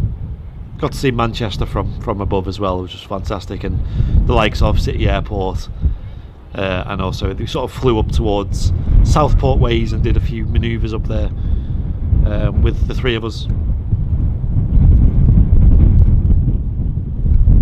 But no, awesome experience. So we did that, we came back, and then we sort of stayed around for a few hours and filmed some planes and helis and all that. Got some photos. It was really enjoyable. So they're changing Barton Bridge to City Bridge. I don't know. By that logic, though, you know, that should be right. But hey, you know, just like you got London City Airport, I think you should have a Manchester City Airport. I think it makes sense.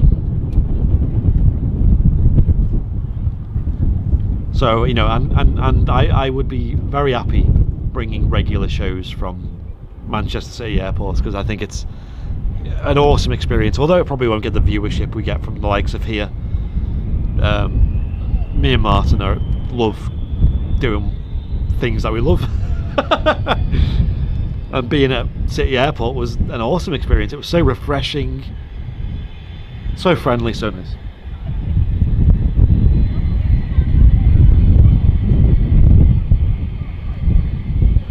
It's getting a bit chilly now. I'm sat here with my hands in my pockets now.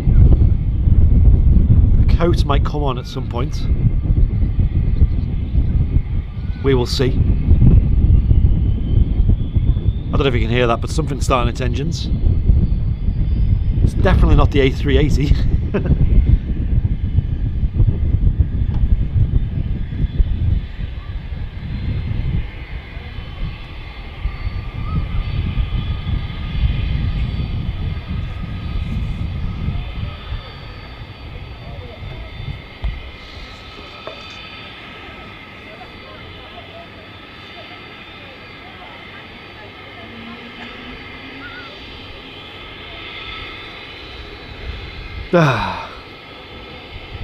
So who in the chat's got some holidays booked for this year? I've got 2 booked so far, but I'm planning on booking a 3rd, maybe a 4th. Money's the situation, but we'll see. And also the time as well. We are going on a little trip with the Airliners Live Bunch at the start of July. That is on the cards.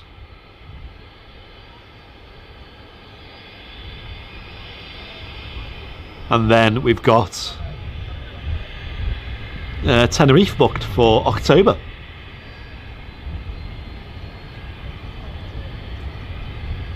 It's G Jots pinging, nice. I didn't think that was in today. Hawaii in July, much needed. Awesome, Michael. Great stuff. I'm assuming over in the States, like travel to Hawaii has been a bit awkward over the last year if you wanted to go there. I'm not sure how it is over there. I'm sure you all know that Liz has been to Hawaii. She says it every time she's on. And from what she's explained, it sounds lovely.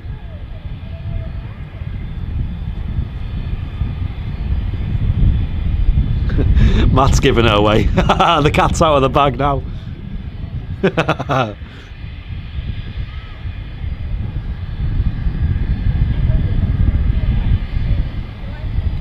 Right, Michael, okay, yeah. So it's very similar to what we have over here in the UK going to Europe. A little test before you go and all that good stuff. But, you know, as I was saying at the start of the stream, the barrier to you know, the price barrier for the testing is quite steep. You know, you have to do up to 4 or 5 tests for a round trip these days, and they can cost upwards of 150 quid a pop. I believe, is a Heathrow where they're 200 quid. if you get them done at Heathrow. 200 quid a test. You could be paying £1,000 in tests just to go to Europe and back. Of course, you know, some certain European countries have different test requirements. For example, oh, I can see it. Yes, it is G-Jots. Jota's on the way out. Andrea, thank you for the £2 super chat. Thank you very much. I appreciate that.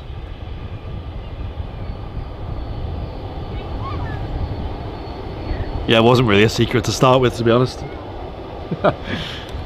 G-Jota's on the way out, guys. Jota RJX.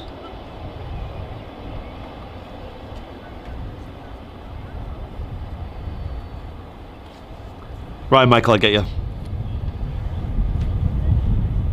Yeah, over here you need to flip in test to go out, test when you arrive, test on the 2nd or 3rd or 5th day, whatever the country's policy is, and then test to get home. It's a completely different story from what it was last year.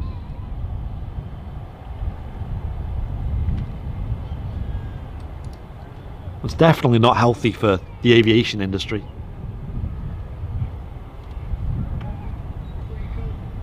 But things will improve, I'm sure. And I'm sure you've all seen the UK and EU doing a lot of negotiating currently happening, actually, to try and save summer, so they say.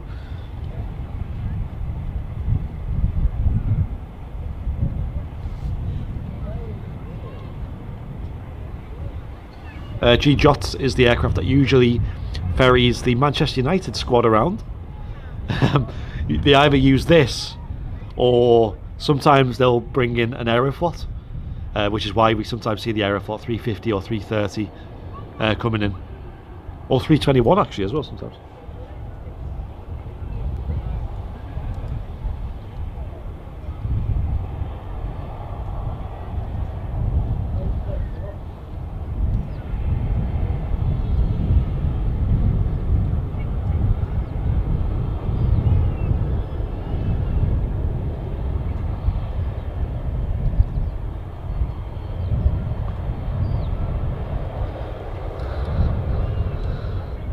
Tell you what, that A380's shrunk.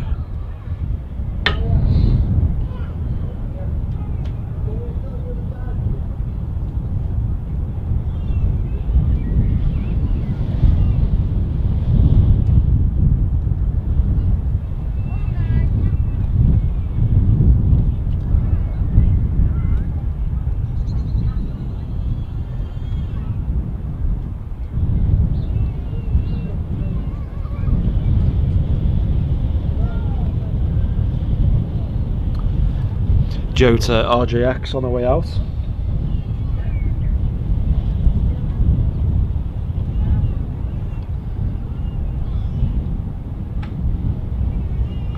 Numero uno, according to Matt. I think it is, isn't it? G-Jots in the Jota Aviation fleet.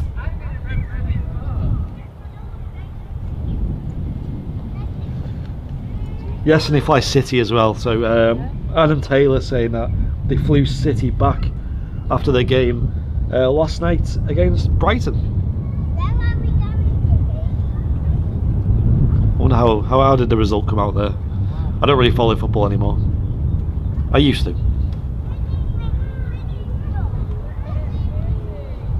Starting to get a little bit cold though.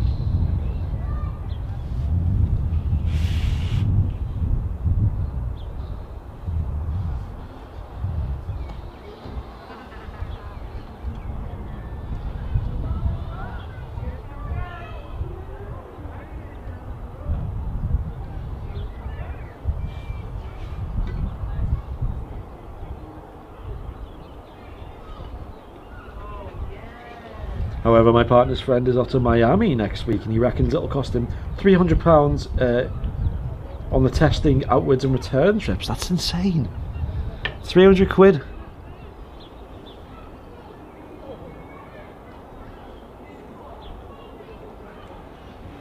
Cheers, Jake. Thank you for the info.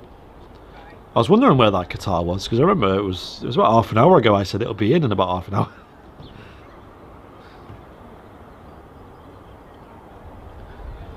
Yeah, I'd personally like to go to the likes of Portugal just for a few days, especially with how poor the weather's been here in the UK, just to kind of have 2 or 3 days of sunshine, get a bit burnt, you know, lie in the sun, go in a few pools.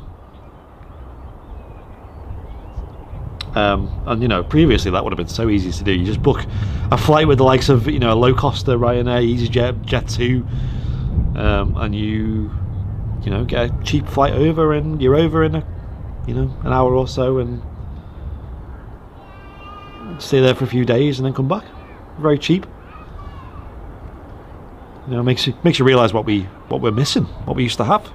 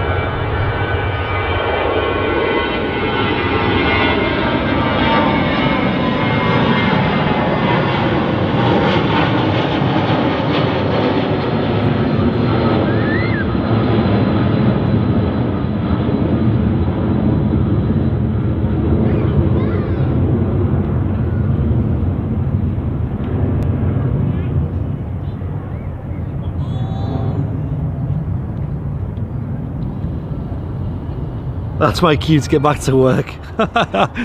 Cheers, Matt. Thanks for stopping by. Legend.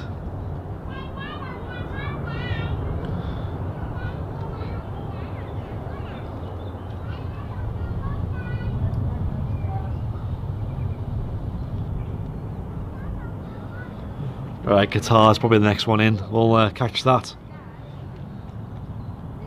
Wing wave, I thought that as well.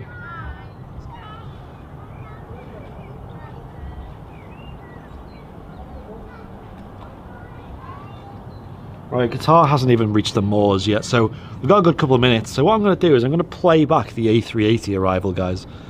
So if you bear with this high-tech replay system we've got here, which is a bit fiddly and isn't really a replay system at all. It's literally just me going back on the camera and finding the replay. I'll play that, and then we'll catch the Qatar coming in. And we'll record the Qatar in 4K, of course.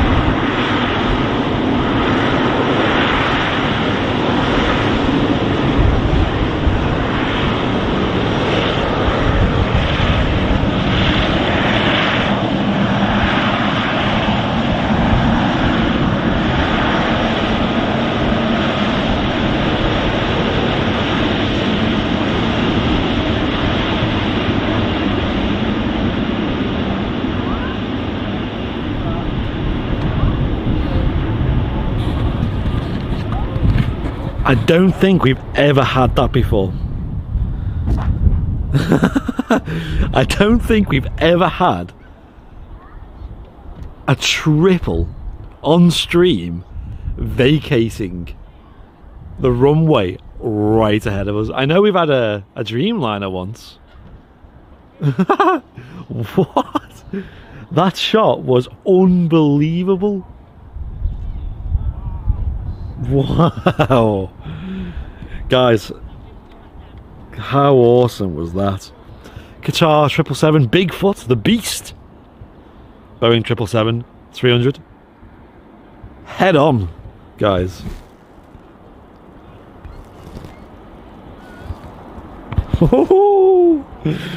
Every part of my body got really, really excited there. Hairs on the back of my neck stood up. Face to face with the beast.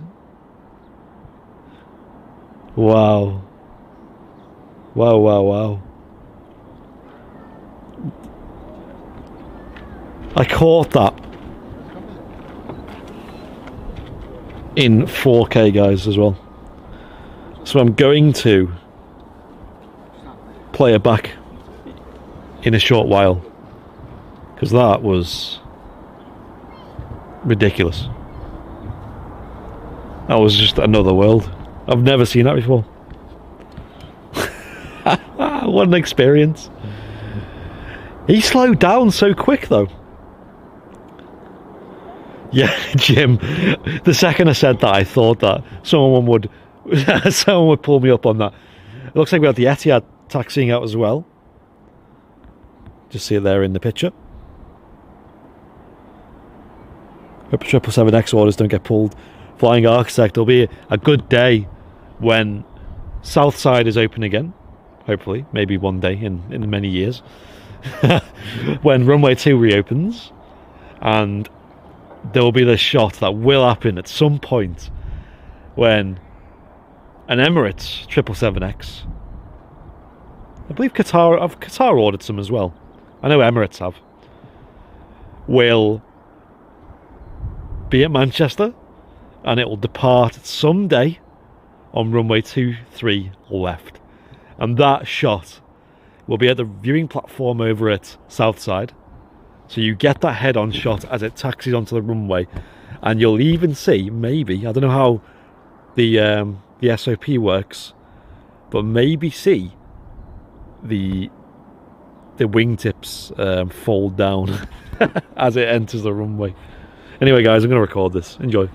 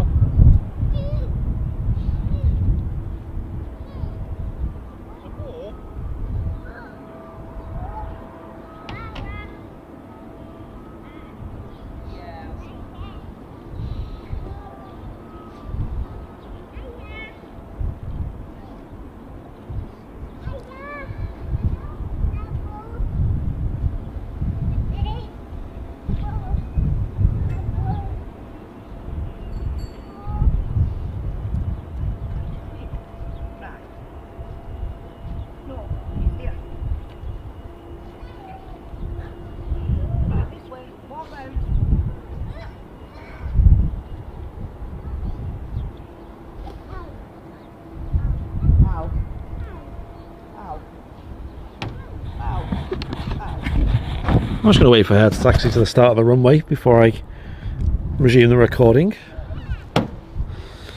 Yeah, 777X is going to be a naughty plane. Absolutely awesome. Cannot wait. Hope you're enjoying the show today, guys, though. Here live at Manchester Airport in the United Kingdom. About to witness a Boeing 787 Dreamliner. Etihad depart, probably going back to Abu Dhabi, which is another country that's on the red list. Of course, the same country as Dubai, United Arab Emirates.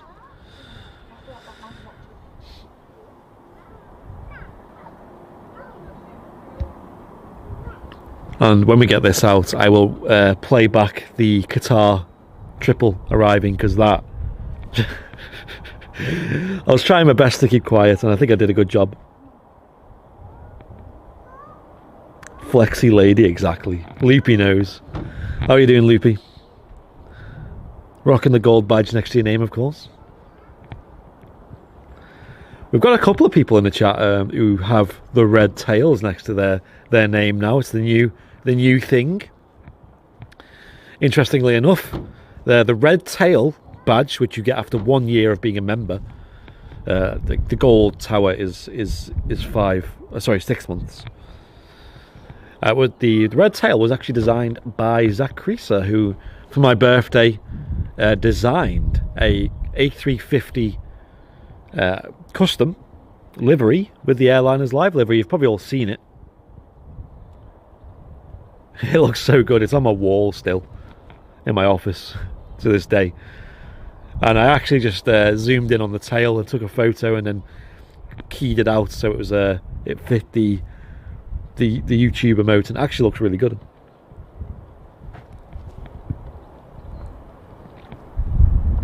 I think it looks awesome. Right, so it looks like she's just at Juliet 1 now, so the Dreamliner, the Dreamy, will hop onto the old runway there and depart ahead of us. And I might enable Cattle Class to talk again in chat after this as well, just to liven up the chat a little bit. I know it's gone a bit quiet. It's not the most exciting day here at Manchester. We're going to resume regular shows from Manchester this week, but it's still very quiet. It's not quite the grand, extravagant reopening of the borders as us Avgeeks would have liked. Anyway, let's catch this. I don't think she's at Juliet 1, actually. I think is it Juliet 2, is it? Looks like she's at. Anyway, enjoy.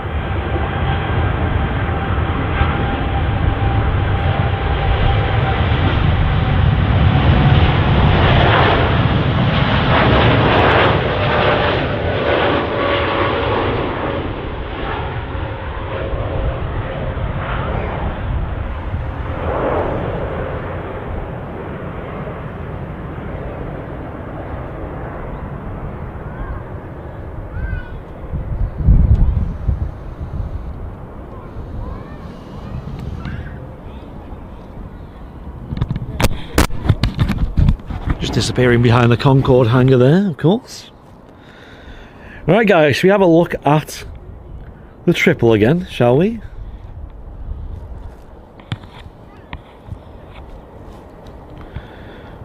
We'll have a look at the Triple and then we'll turn on the Cattle Class chat. We'll let the Cattle Class plebs talk in the chat, shall we? And just interestingly enough, just over there, just the white building behind the EasyJet, is the airport pub, believe it or not, which I believe is open again. There we go, I think Martin's already turned it off. Awesome. Send us some messages in the chat, guys. And we might even play the geography game again, which is a little game that we play occasionally on Airliners Live. Which is where we read out where everyone's tuning in from.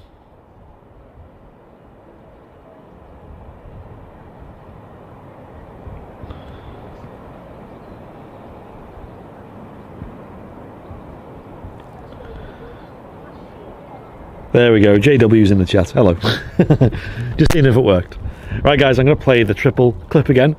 Look at this head-on that we caught, though. It was honestly like, it's so rare to catch a triple vacating at that taxiway.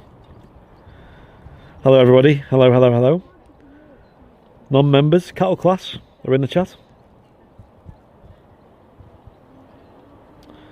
And if you want to become a supporter, of course, feel free to do so. Helps the channel out a lot.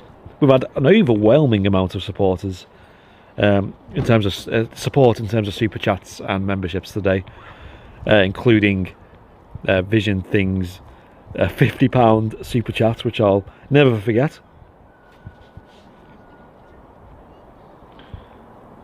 So, and also we got the A380 going out as well in probably the next hour, I'd imagine, maybe even half an hour.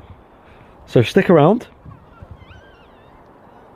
And the cattle is back. The cattle's been let out the gates, guys. And stick around and we'll catch that as well. But let's have a look at that clip, shall we? Through the high-tech Airliners Live replay system.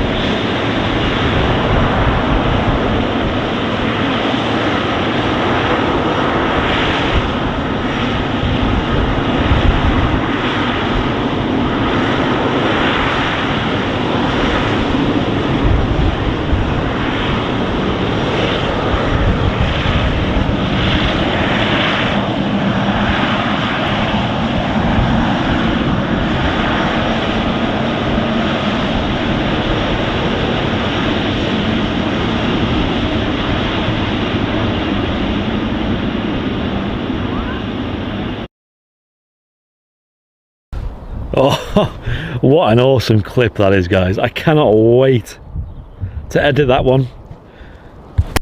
That was 10 out of 10. Interestingly enough, I just got a message in the chat from Alex B, who says, I'll see you from the top deck of the A380 as I'm going to see my uncle in Dubai. Alex, have a good flight.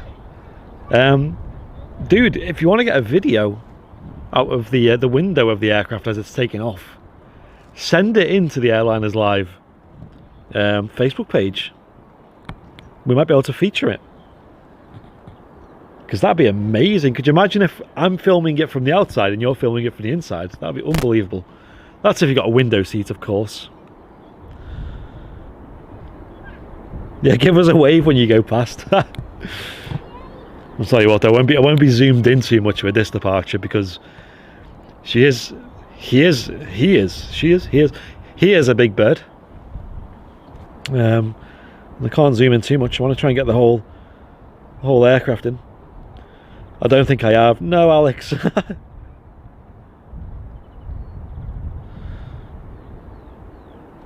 Excellent approach. Greetings from Mexico, says Kiri. Is that how you pronounce that? John Oblong, can you stop writing the same word over and over again?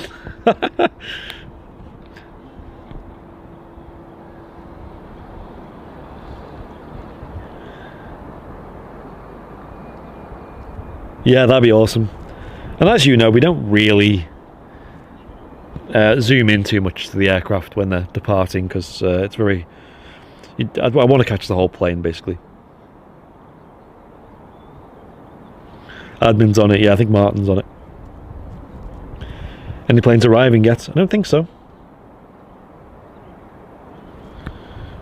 I think the 380 will be probably the next out, to be honest.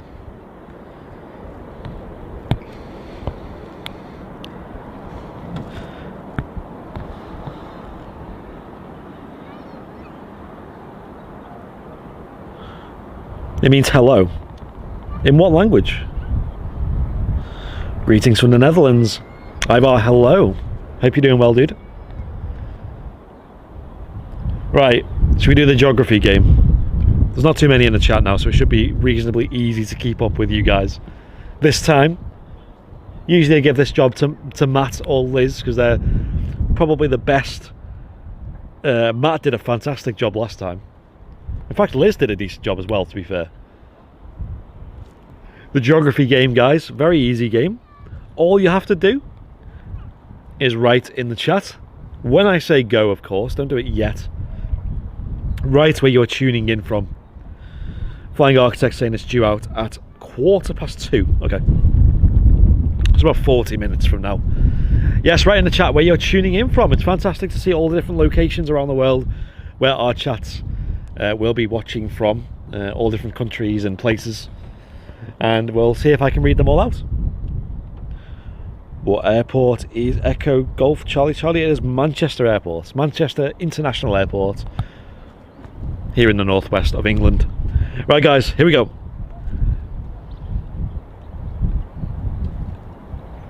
Are we all ready? I want you now to write in the chat where you're tuning in from. Go! Go, go, go, go, go, go. Go, let's go. It's already going really fast. Andrea's tuning in from downstairs. Awesome. Zach is in Australia. Just over the Pennines saying Sean. Awesome. Lee saying Connie. Hertfordshire saying Cool Jet. Hello, Cool Jet. Jonathan Tucker saying Bournemouth. John Lawson saying Ribble Valley. I don't even know where that is. I'm sorry. Sunny Liverpool saying Wilpie. I hope it's sunny over there. Sort of my ways. Can't wait to get home and maybe get some sunshine. Scappies from London. Bobby Fuzzy. I like that name. Leeds. I know where Leeds is. Skip all saying pilot news now. Yes, that's a place. Romford Essex saying Loopy. Jig Jackson saying hi from Old Mother's Hubbard's cupboard. Right. Lindsay saying Winsford Cheshire, awesome place, been there before. Netherlands saying Ivar. I don't know how to say that, so I'm not going to say it. Australia again saying Zach. A lot of people watching from Australia. Andrea from downstairs. Stockport saying Adam. Obviously not far from here. Barnsley saying Ian. Mike Keller saying Denver, Colorado. Yo, that's cool.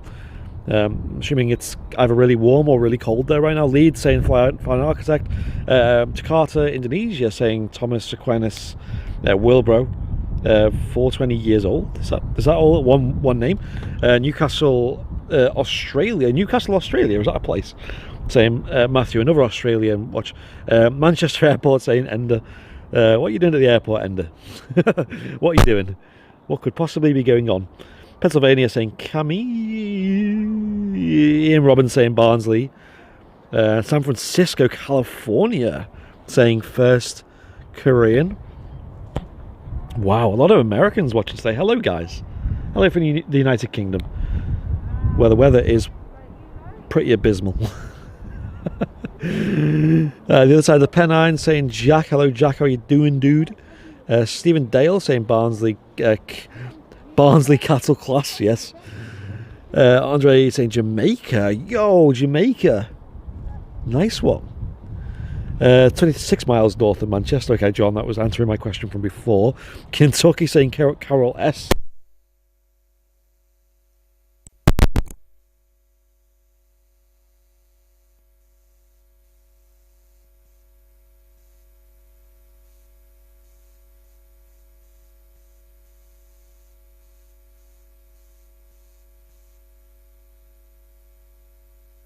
Canada saying bootleg bangers. I like that name, bootleg bangers. Too bad there are only 2 Asians watching. Yeah, there's a lot of Americans and Australians today though. Hello, guys. I hope you can understand my accent. I always wonder what like people from the States think of us Northerners, you know, because we don't sound like generic British kind of movie-esque. And obviously where I'm from and where Paul is Liverpool, and that is the home of a fantastic accent everyone in the UK is very aware of, but people in the States get very confused by. I think I have a hint of it in my voice. I was actually born there. Wales, same Freya, yes, love a bit of Wales. I was in Wales the other week. I was in Llandudno. I love Wales, North Wales especially. It's like got a special place in my heart. There's just some fantastic towns around, amazing scenery, great people.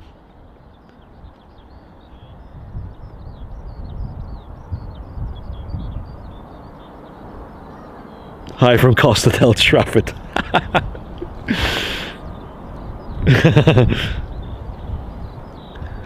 Good to be back live in Manchester. It is, Chris. Cheers for the support. Sydney, Australia. Another person, John Oblong, tuning in from Australia as well. A lot of people from Australia. I presume Australia now it's starting to get a bit colder, with it being sort of going towards winter now for you guys. But I think that's far from cold.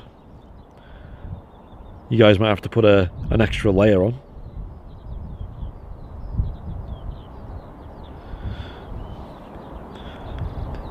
Oh, yo, Jack saying that he's going to Anglesey tomorrow for a few weeks.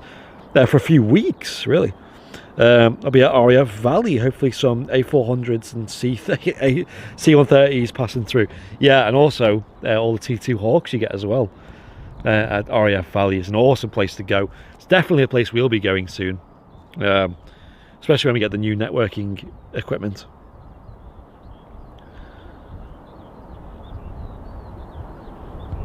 Because I do remember a weekend away in Llandudno. Not much to remember, but vague recollections. Sounds like a very wild weekend. Yeah, it's a really nice town. It's like obviously like a peninsula type piece of land with lots of shops and pubs and things like that, and sort of seaside attractions. They've got the famous pier, the promenade, which there's a really old hotel on there. Is it called the Grand Hotel? Which is basically on the side of the coast. They also have the Great Orme there, which is sort of a large hill or small mountain, whichever way you want to look at it. You can drive up it. Which airport is this? It's Manchester Airport. Guys, if you're new, make sure you hit the subscribe button. We recently hit 10,000 subscribers, which is a huge milestone for us. Our Facebook page just last night or the early hours of this morning hit 50,000 followers. It's really popping off on Facebook these days, and I think a lot of it is down to the clips that we've been uploading. People have been really enjoying them. Basically, obviously, Airliners Live has a massive archive of aviation content, mainly video, from all of our past live streams, and all of them have just gotten kind of buried. So in the last couple of months, we've been going through and we've been finding our favourite moments and uploading them into little sort of few-minute clips, little bites for you guys to enjoy. The one I uploaded that's going up today is the classic. I'm sure some of you guys may remember. We were on Southside. It was Martin by himself on Southside, filming runway 2 ops. So it was 23 left was in use, and there was a privileged style 767, and it had probably, it was most likely the loudest departure we've ever caught on Airliners Live, ever. Like, it was, I'll let the clip talk, like, when you watch that. It's going up later at about 4:30 in the evening. It was absolutely 10 out of 10, the noise. It was thunderous.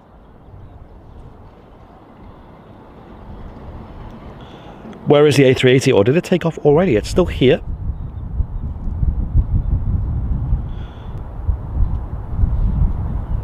Hi, Airliners Live and Andy. How are you doing? I'm very well. Usama. Have you heard that Etihad Airways Boeing 777 is retiring at the end of the year via simple flying? I'm trying to remember now. I did read that article. I remember them saying that the A380 was retiring. Was it also the 777s that were retiring? I can't remember now. I've read so many different articles about so many airlines retiring different aircraft. If Etihad are retiring the 777, that would make a bit of sense, because they kind of just want to go hard on the Dreamliners. But at the same time, they used to use the 777s a lot, especially into Manchester. Obviously, they're retiring the A380s that they have, as are Qatar as well. And it's only really Emirates and British Airways that have a sure future with the A380. Everywhere else is pretty uncertain at the moment as far as the A380 goes. So, there's not many places in the world you'll actually be able to see the 380 soon. Manchester being one of them will be a place, and also Heathrow, as they'll have the Emirates A380s and also the British Airways A380s, which definitely are going to still run. Qantas as well. Right, okay, I didn't actually know about Qantas, to be fair. Nice one. Not that we see them very often here, but maybe one day. Awesome, so that's 3 airlines that I've confirmed to keep in the A380. At least until, the kind of, most airlines will probably be getting rid of them around 2030, I think it is. I think Emirates are saying. My ears are still ringing from that departure. Yeah. Oh god. We've had to put a disclaimer in the title of that video saying caution for headphone users. It's so loud. It's awesome though. So if you're here and you don't know about our Facebook page, I'd recommend going over and giving it a like. We mostly use it these days for uploading clips.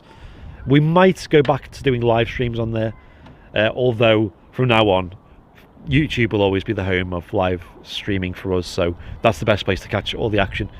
If we're ever doing live streams on Facebook, it'll purely just be an extra, we're not really too bothered if it's there or not. It's more just for convenience of people watching.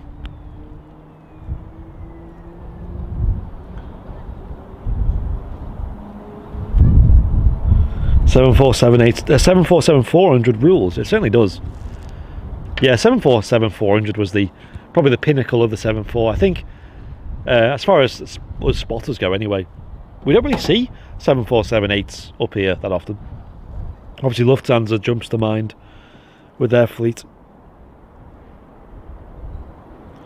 Okay, Rob Shipway's put a little extract in the chat. I'll read that. But yeah, the 777 is an awesome aircraft, guys. It is. Obviously, we've got the advent of the 777X coming up, which will be an iconic piece of aviation history when that takes to the skies. The 777X, which is the larger, newer version that Boeing are working on. They've not delivered any yet. The first deliveries, I think, are coming sort of in the next year or so, or 2023, I think, is the sort of estimated delivery time. I believe Qatar and Emirates have got them, so we'll probably see them at Manchester Airport. Rob Shipway saying, found this doing a Google search. Etihad Airways will retire the entire fleet of Boeing 777-300 extended range by the year end as part of a 5-year reconstruction plan. I wonder what they're going to replace them with, because they've got a fair few, haven't they? Got, I have like 20 or 30 777s in their fleet, I'm going to say. I don't know the exact number, I'm just guessing.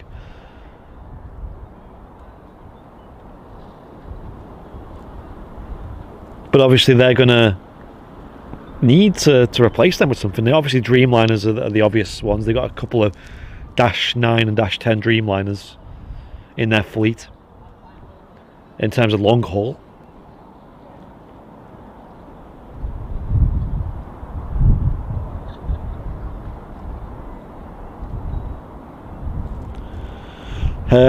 Elena saying, hello, do you answer questions from the chat? It's really good to keep up with the stream. Yes, I do. I read the chat. Try to keep on top of things. If there's any questions you guys have about aviation in general, let me know. Let's see if I can answer them. Imagine an Etihad A350 with that livery. Exactly, David. I had the exact same thought. Might happen one day, but we'll see. 350 would make sense, but I think as far as an airline is concerned, keeping the fleet to a certain type of aircraft, i.e. a Dreamliner, or Boeings in general, does help in terms of just keeping things easy to manage and things like that. Where is the A380? It is. Let me just pan the camera around. Just over there. You can just see the right wing there and the 2 engines underneath.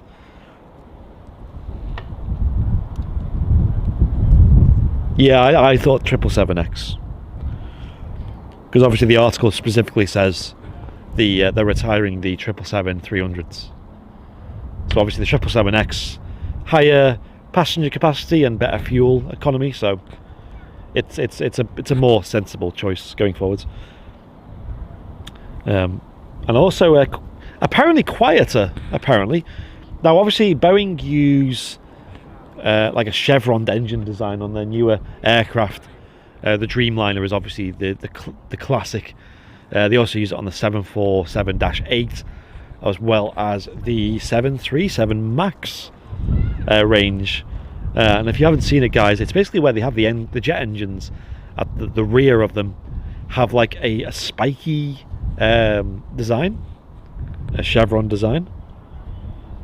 And basically what that does is it is for noise abatement. Of course, noise is one of them topics that aviation tries to be quite cautious of, because airplanes are loud and people live near airports. They've got to, run by noise abatement rules and things like that.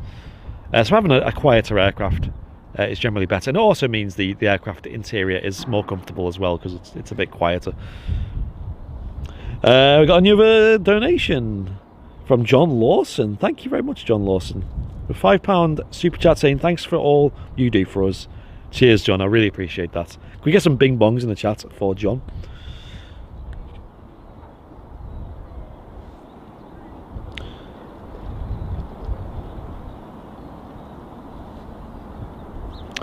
I know what the chevron design does is it basically, I believe what it actually does is it removes the jet blast of basically the air colliding with one another of different pressures, and it creates what's called jet blast, which is a noise phenomenon, an acoustic phenomenon.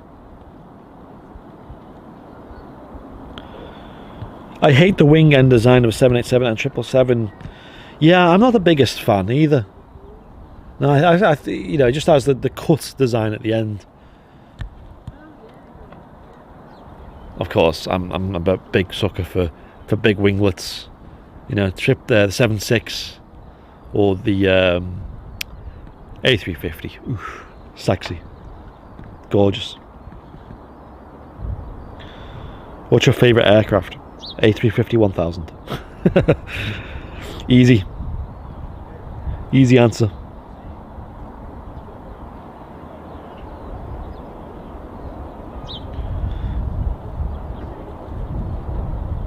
Yeah, people in the chat, what are your favourite aircrafts? Let us know in the chat. We'll see what kind of results we get. I'm assuming we'll have a fair few Concords in there. C-130s. Let's limit it to commercial aircraft that are currently in the air, shall we? PA-28. Can't say I've had any experience with that aircraft. Mr. Flying Architect, I don't suppose you're busy on Saturday. The weather's looking alright, I'm just saying that. Concorde, there it is. A lot of love for the 7.4. And guys, remember, the Airliners Live store, airlinerslive.com/shop. We do have hoodies still available with the 747 design.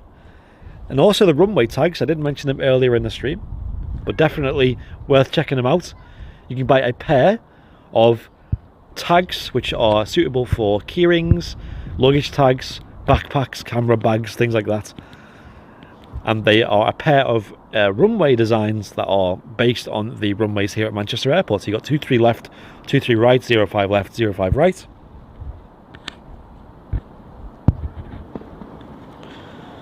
Oh, Paul Davis has given a few different answers. 757 for narrow, 7478 for wide, and 777 for wide too. I think I know of them three. Which is your favourite, Paul?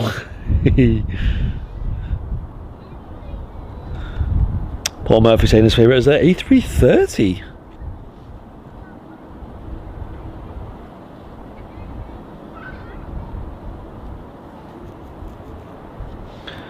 What do you guys think of the A330 Neo? I think it's a strange looking plane, me personally. I think the engines are a bit too big, which is a weird thing to say, but it just looks a bit strange, I think. And the wing design as well is a bit bizarre. I'm not really sure how I feel about the 330 Neo.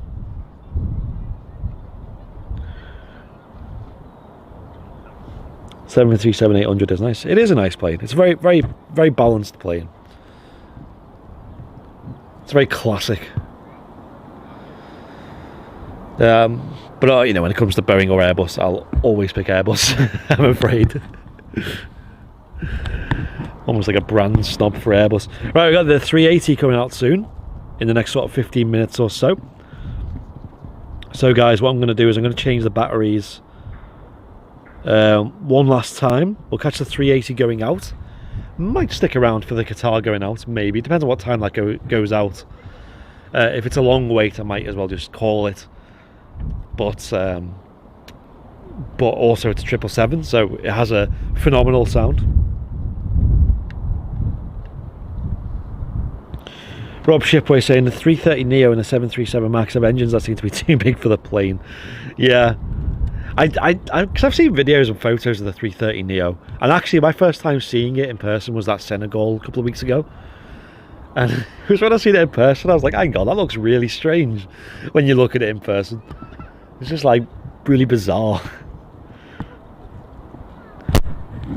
It's just like the proportions are a little bit out. How does the A380 fly? It's huge. Magic. Pure magic.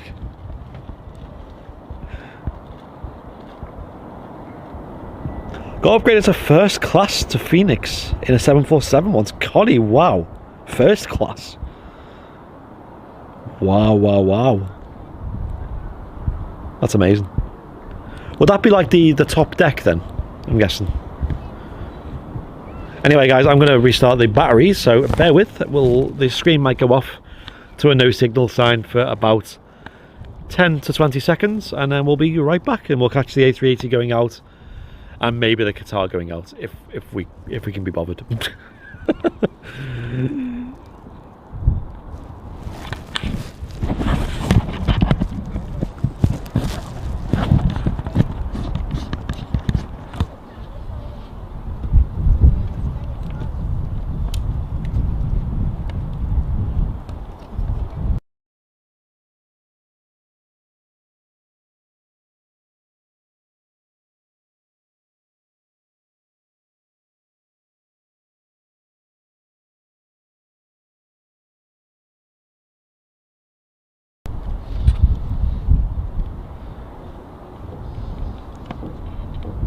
Right, we're back. We are back.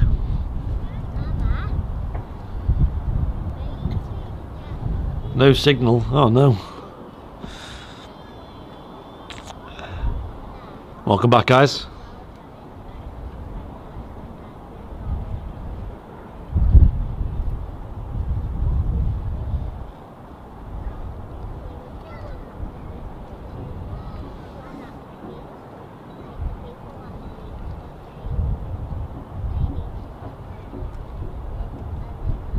Carl Hanlon, is that true?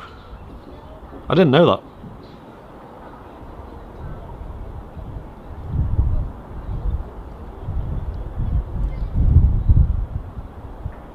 Fastest 20 seconds yet. Got a real trigger finger when it comes to changing batteries.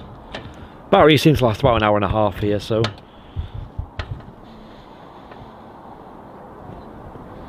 Well, let me have a look on flight radar, let's see what's going on in the skies around Manchester. Yo! What? What? No, that's not real. Guys, what the hell? We have a Virgin Atlantic A380 pinging at Manchester? What? Okay, well, that'll be a surprise. What? They weren't. I didn't think they were flying these. And also the EasyJet A320 that went off to Belfast at the start of the stream is on the way back, and that's about 20 minutes away. There's also a Ryanair on the way in about just under an hour to come back in. Guys, I don't know. Is that going to depart? It's got a flight plan on flight radar. Manchester to Dresden. Most likely cargo. Yeah, exactly. They shouted up at us they could rip the economy tickets up and handed us the first class ones. Nice. Connie, that's awesome.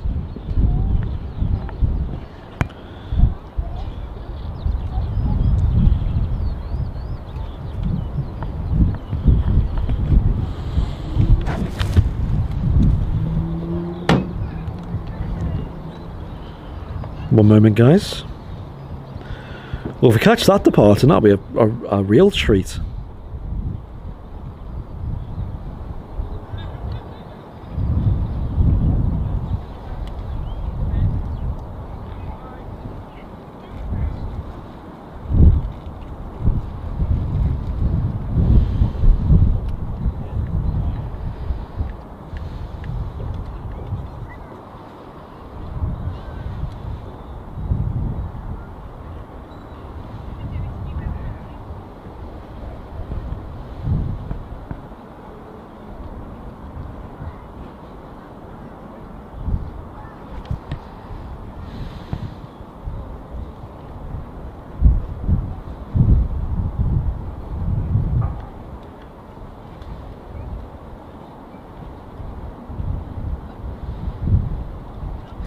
Sean, if you're still watching the stream, Mrs. Airliners Live has just sent me a message saying that you're having problems with the website.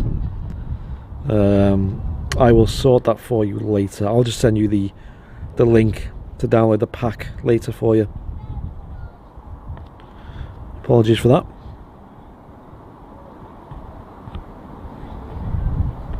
Virgin looks like a repositioning flight to Dresden. Yeah, maybe.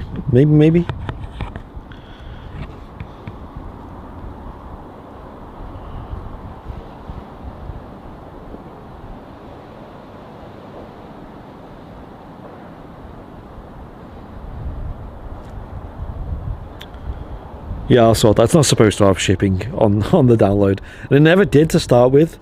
It must just be an error. Apologies for that. I'll just send you a download link directly. I think she'll reply to you as well, saying the same thing. Beluga number 4 about to go over. It's not very clear here is the problem. It's still cloudy.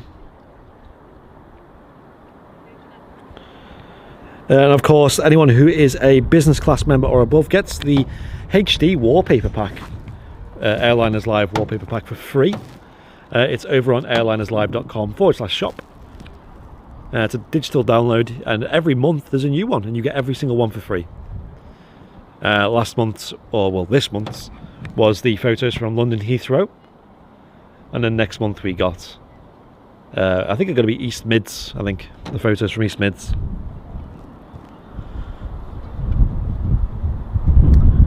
Cheers, Sean. Appreciate the support, by the way.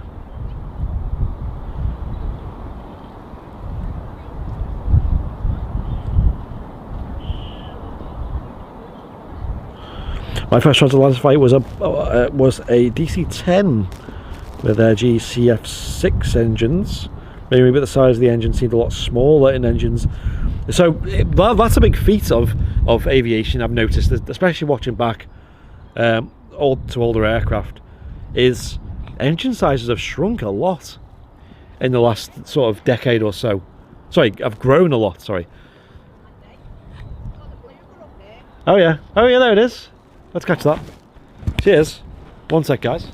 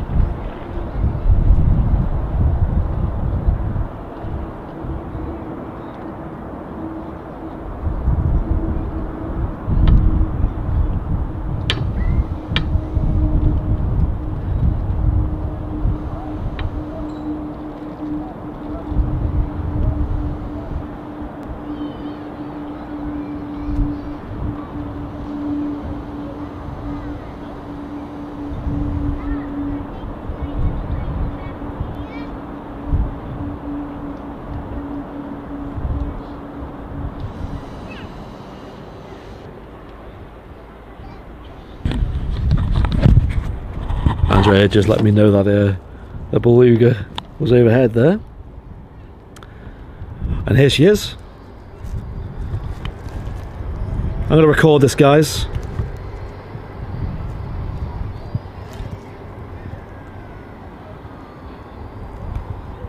Look at that in the sun, what a shot. Oh, what a shot that was.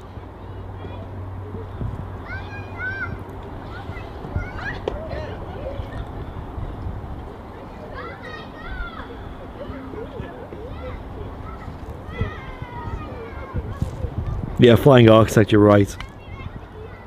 Wow, it looks very clean though, doesn't it? Very shiny, very nice. Got to catch header parting soon. Dan R, the 99 pence donation. Thank you very much, Dan. Appreciate that. We get some we get some bing bongs for Dan, guys. Thank you very much. Cheers, Dan. I actually recorded that Beluga as well. Now that was very tricky because I'm actually on a balcony and the tripod is pointing outwards. So when it faced behind me, what I had to do was spin the screen around and use the tripod in reverse. So it was actually really hard to track that. There's Sean with the bing bongs. And Paul Davis. Awesome. I don't know, I just think the Virgin Atlantic livery is god tier in my opinion.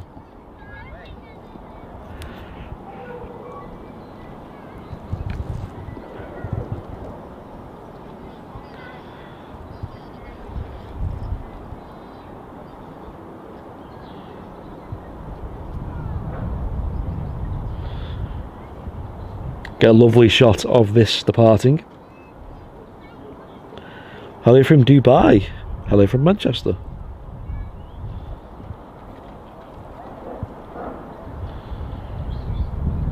Guys, can we chill with the Indian flags in the chat?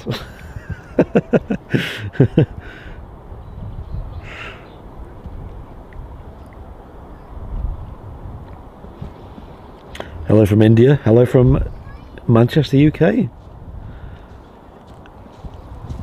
Right, I'm going to record this, guys. I'm going to switch the microphone around.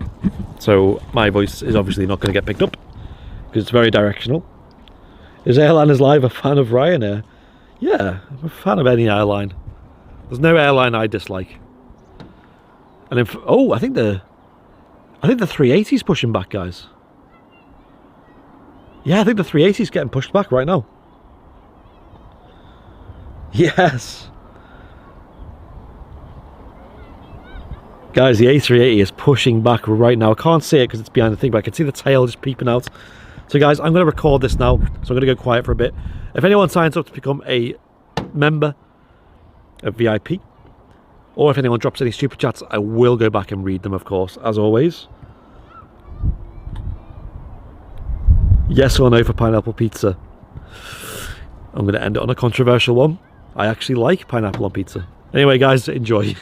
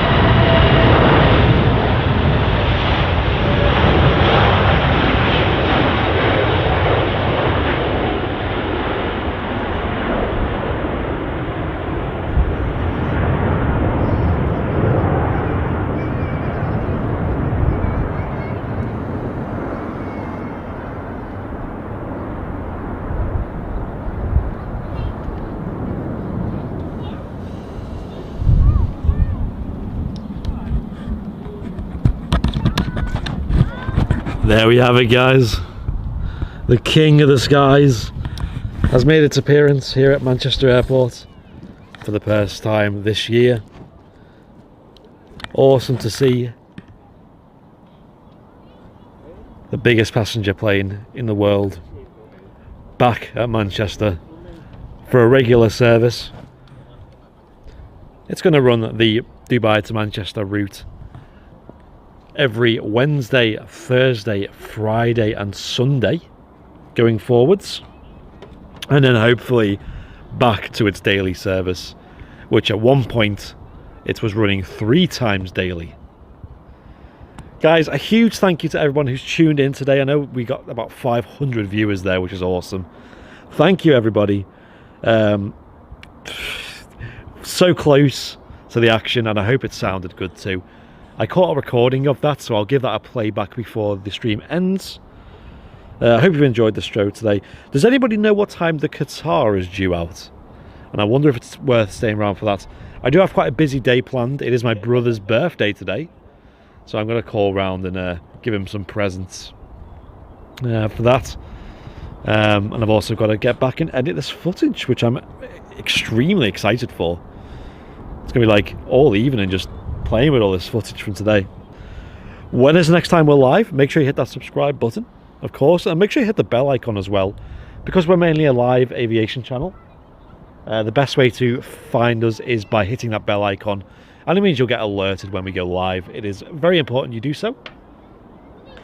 Next time we'll be live is on Saturday. This Saturday coming, we'll be live in the morning, probably about 10 or 11 o'clock. And we'll be live from Manchester City Airport, catching extremely busy times over there. And it is hopefully good weather as well, which would be nice. We have our new equipment arriving as well. We're going to be using some bonding equipment finally. We've managed to invest in some new equipment on the channel, which is going to let us bring you guys higher quality live content, as well as hopefully more stable. That's the idea. Obviously it was a big investment, so anyone dropping super chats or becoming members is highly appreciated. If you want to do so, you can hit the dollar symbol and then press join or super chat. And if you become a member, you get plenty of terrific benefits, such as fantastic emotes you see people using in the chat. You get access to the VIP lounge, behind the scenes content, extra live shows. You get a free wallpaper pack with a certain tier, and you can get discount on all our merch as well. So loads of things up for grabs Loads and loads and loads. And the regular shows will be returning soon. We were hoping they return this week, but it's not been quite busy enough to do so. As you've seen from today, it's not been that busy at all. So aviation certainly is ramping up operations, and then sometime in June it definitely will pop off. I know it will. Hope you've all enjoyed the show today though, guys. Did anyone say what time the Qatar's due out? 3 o'clock. I don't think it's worth, because I've got quite a lot to do today, guys. But we did catch the King arriving and departing, and that was awesome. That was honestly awesome. Some great views today. We caught the Qatar coming in with a terrific head-on shot.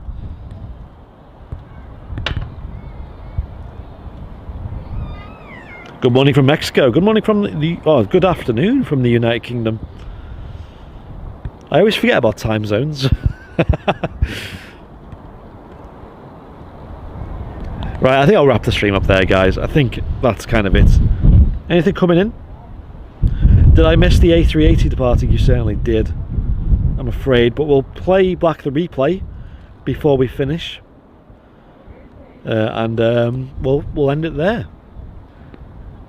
Right, I'll give the replay a play now, and then we'll wrap the stream up after that. Yeah, there's nothing on approach at the moment, so we might as well. Guys, enjoy this replay, and then we'll say our goodbyes after that. Make sure you hit the subscribe button and the like button as well. Definitely helps us out a lot. And if you're new to here, feel free to say hello in the chat, of course. We are based on YouTube primarily, but we have a Facebook page which recently hit 50,000 followers. We have an Instagram page as well, Airliners Live, and we have Twitter as well, and we have a TikTok as well that Liz runs. Airliners_live is the name on there. Plenty of content over there for you. Jerry must be envious. Well, because we have has the A380 not returned to Heathrow yet? Or is there other reasons to be envious? Because I don't know. Right, enjoy, guys.